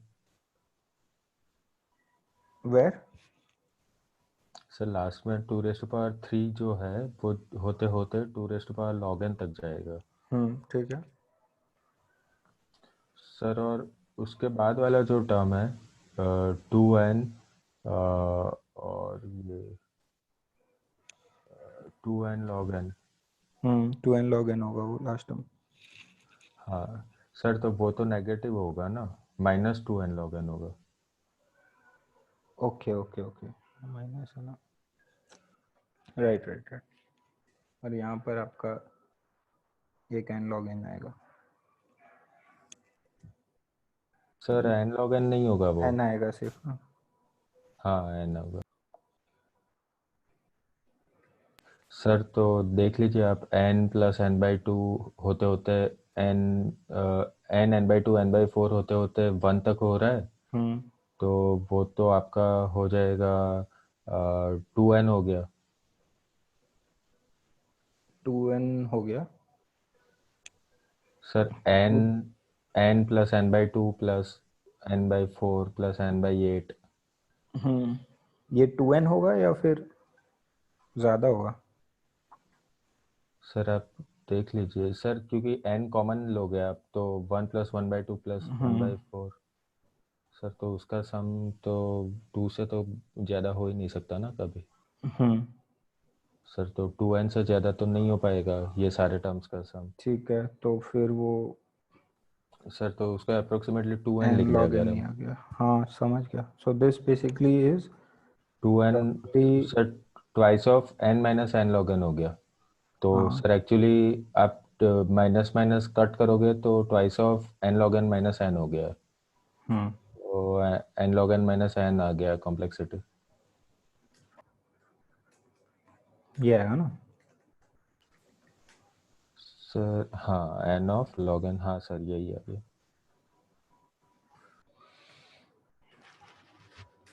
वो यहीं पर ख़त्म हो गया था बेसिकली कि last term n log n होगा, तो उसके अलावा you are just adding things right.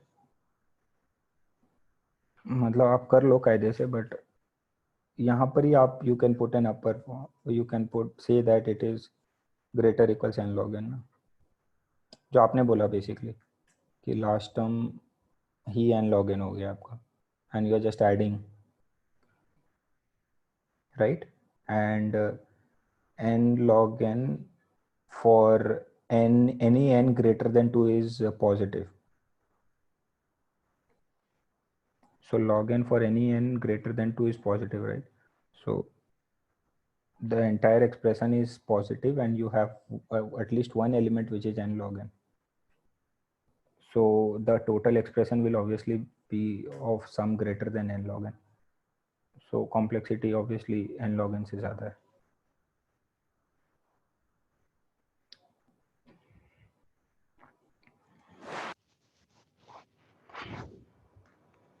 So yeah, basically push is then expensive. If you are just pushing it n times, it is n log n compared to uh, creating a heap that is basically order n.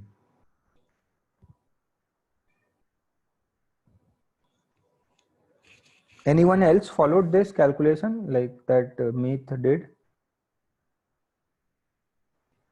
Have you left or are you there? Anyone else? Yeah.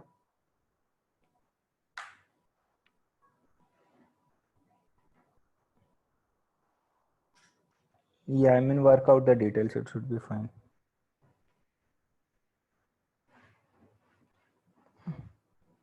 हाँ बस हो गया, खत्म कर देंगे class. ठीक है, all right then. So that is basically about heaps and BSTs. Tomorrow we will look at applications of both of them. So tomorrow will might not be as theoretical as today. And then we will after that we will look at applications of heaps and do some data structure designing, like the way we were doing yesterday. Not okay. So Karan, what do you mean? Tomorrow was intended to be a holiday, right? In that sense, you are asking? Yeah.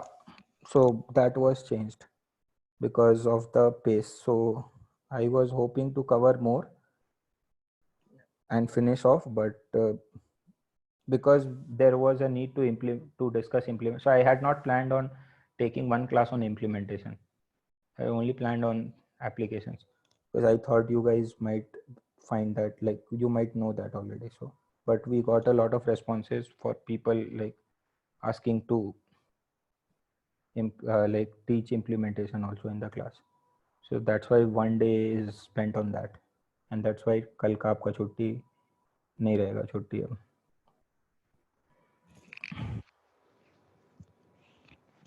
ठीक है. I will fit in your recursive sorting algorithms also somewhere in the timeline. That is also pending, but that can be fit in. Okay, all right guys, then I guess it's too late. Thank you all for joining. Good night, take care. Thank you for your patience throughout the meeting, and I will see DSP1 tomorrow. DSP2 probably not. Okay, if you have any questions I can stay around, otherwise I can end the meeting. Sir कल जो आपने सवाल दिया था तो उसका मतलब कोई दूसरा लिंक भेज सकते हैं, क्योंकि वो उसके लिए भी लीड प्रीमियम चाहिए, वो ओपन नहीं हो रहा. कौन सा insert delete get random वाला? जो आपने एक्स्ट्रा क्वेश्चंस दिए थे, जो longest substring with at most k characters at most. हाँ, उसमें एक दो क्वेश्चंस प्रीमियम है ना, बाकी सब तो, बट वो प्रीमियम वाले जो क्वेश्चंस है उसका सेम आइडिया ऊपर वाले सारे क्वेश्चंस में लग रहा है, एग्जैक्टली सेम है वो. तो कॉन्सेप्ट वही है, बट प्रीमियम तो है नहीं मेरे पास, मतलब मैं प्रीमियम कैसे दूं. तो what we can do one way is, कितने का आता है premium? I have to see also. कितना? हाँ, कितना डॉलर है?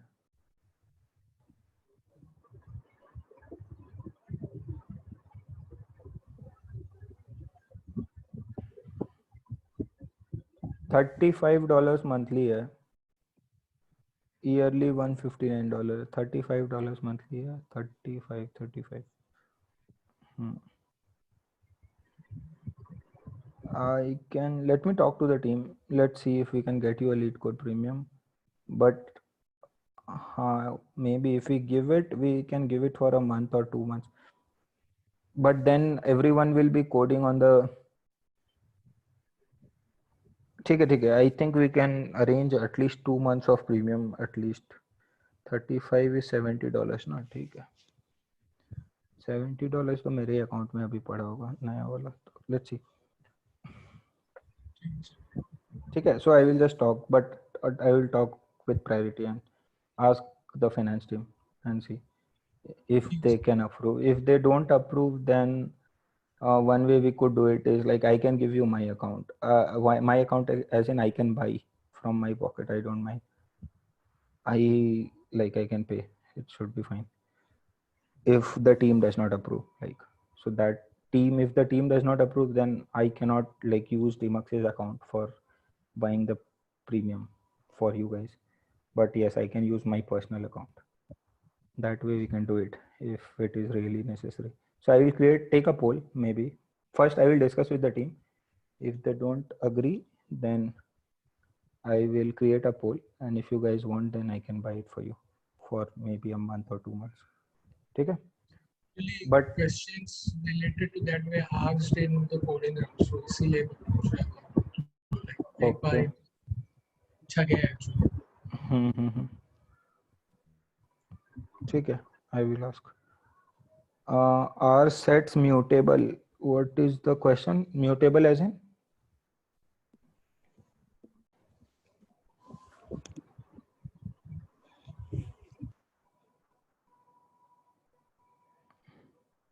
Bijut, what is the question? Mutable as in?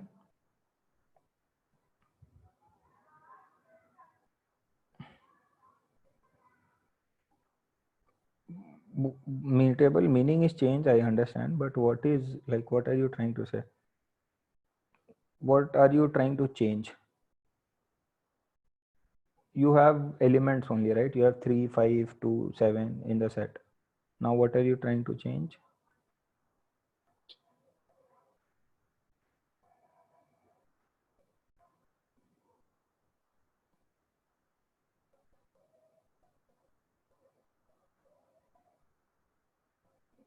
No, you can delete, you can erase. Sets are dynamic data structure, so you can insert, delete. You have s dot, you can do erase, check out erase function, you can erase.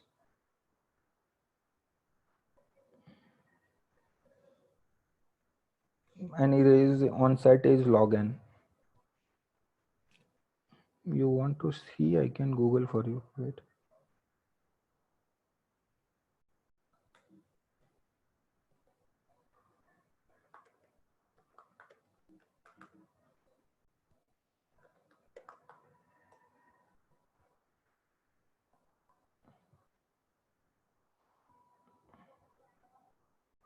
See, there is erase. Mutable होता है हाँ हाँ मतलब erase तो होता ही है. Static mutable मतलब मेरे को समझ भी नहीं आया, मतलब क्या बोल रहे हो आप लोग म्यूटेबल का.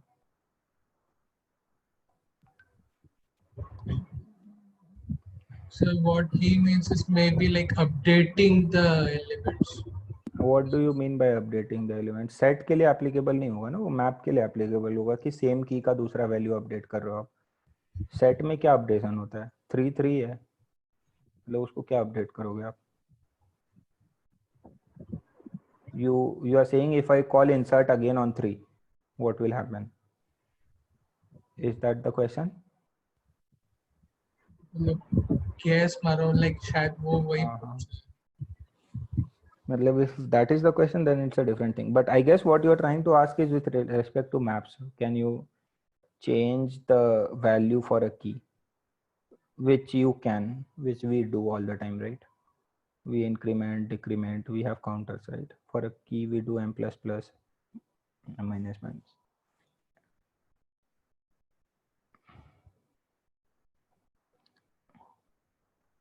So mutability is basically changing. So anything is mutable if we that. So just, yeah, define it more precisely, maybe then I can answer.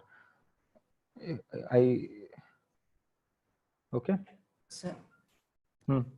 is there anything that is immutable in C++, like any library or something like map or an order map? I don't know what is really immutable, but I read some. What is immutable first?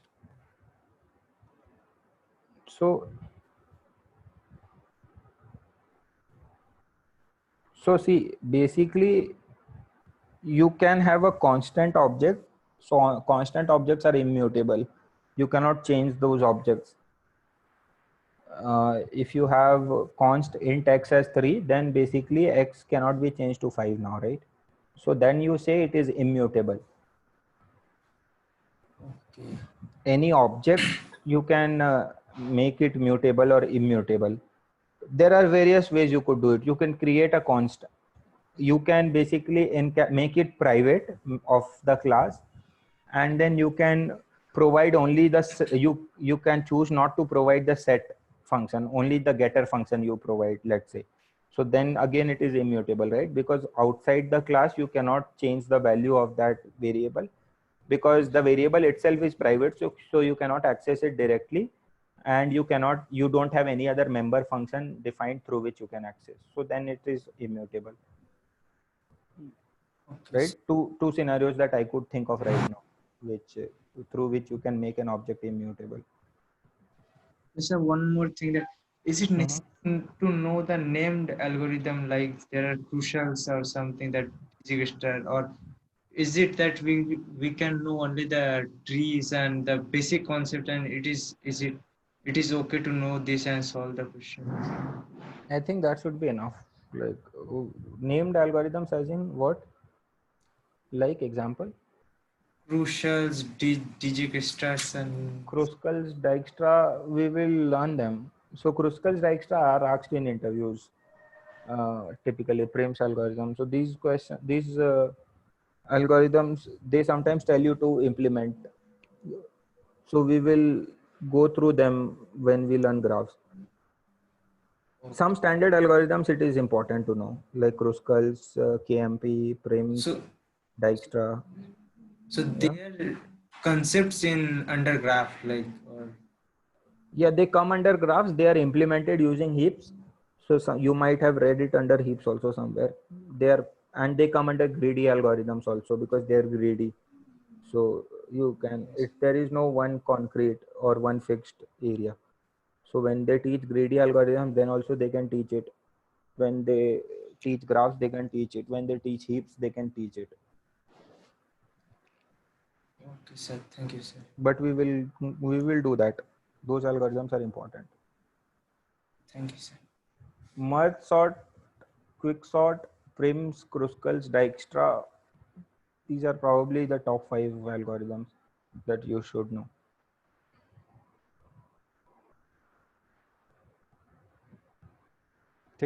Okay, any more questions? All right, guys. Thank you. Then good night. I will end the meeting.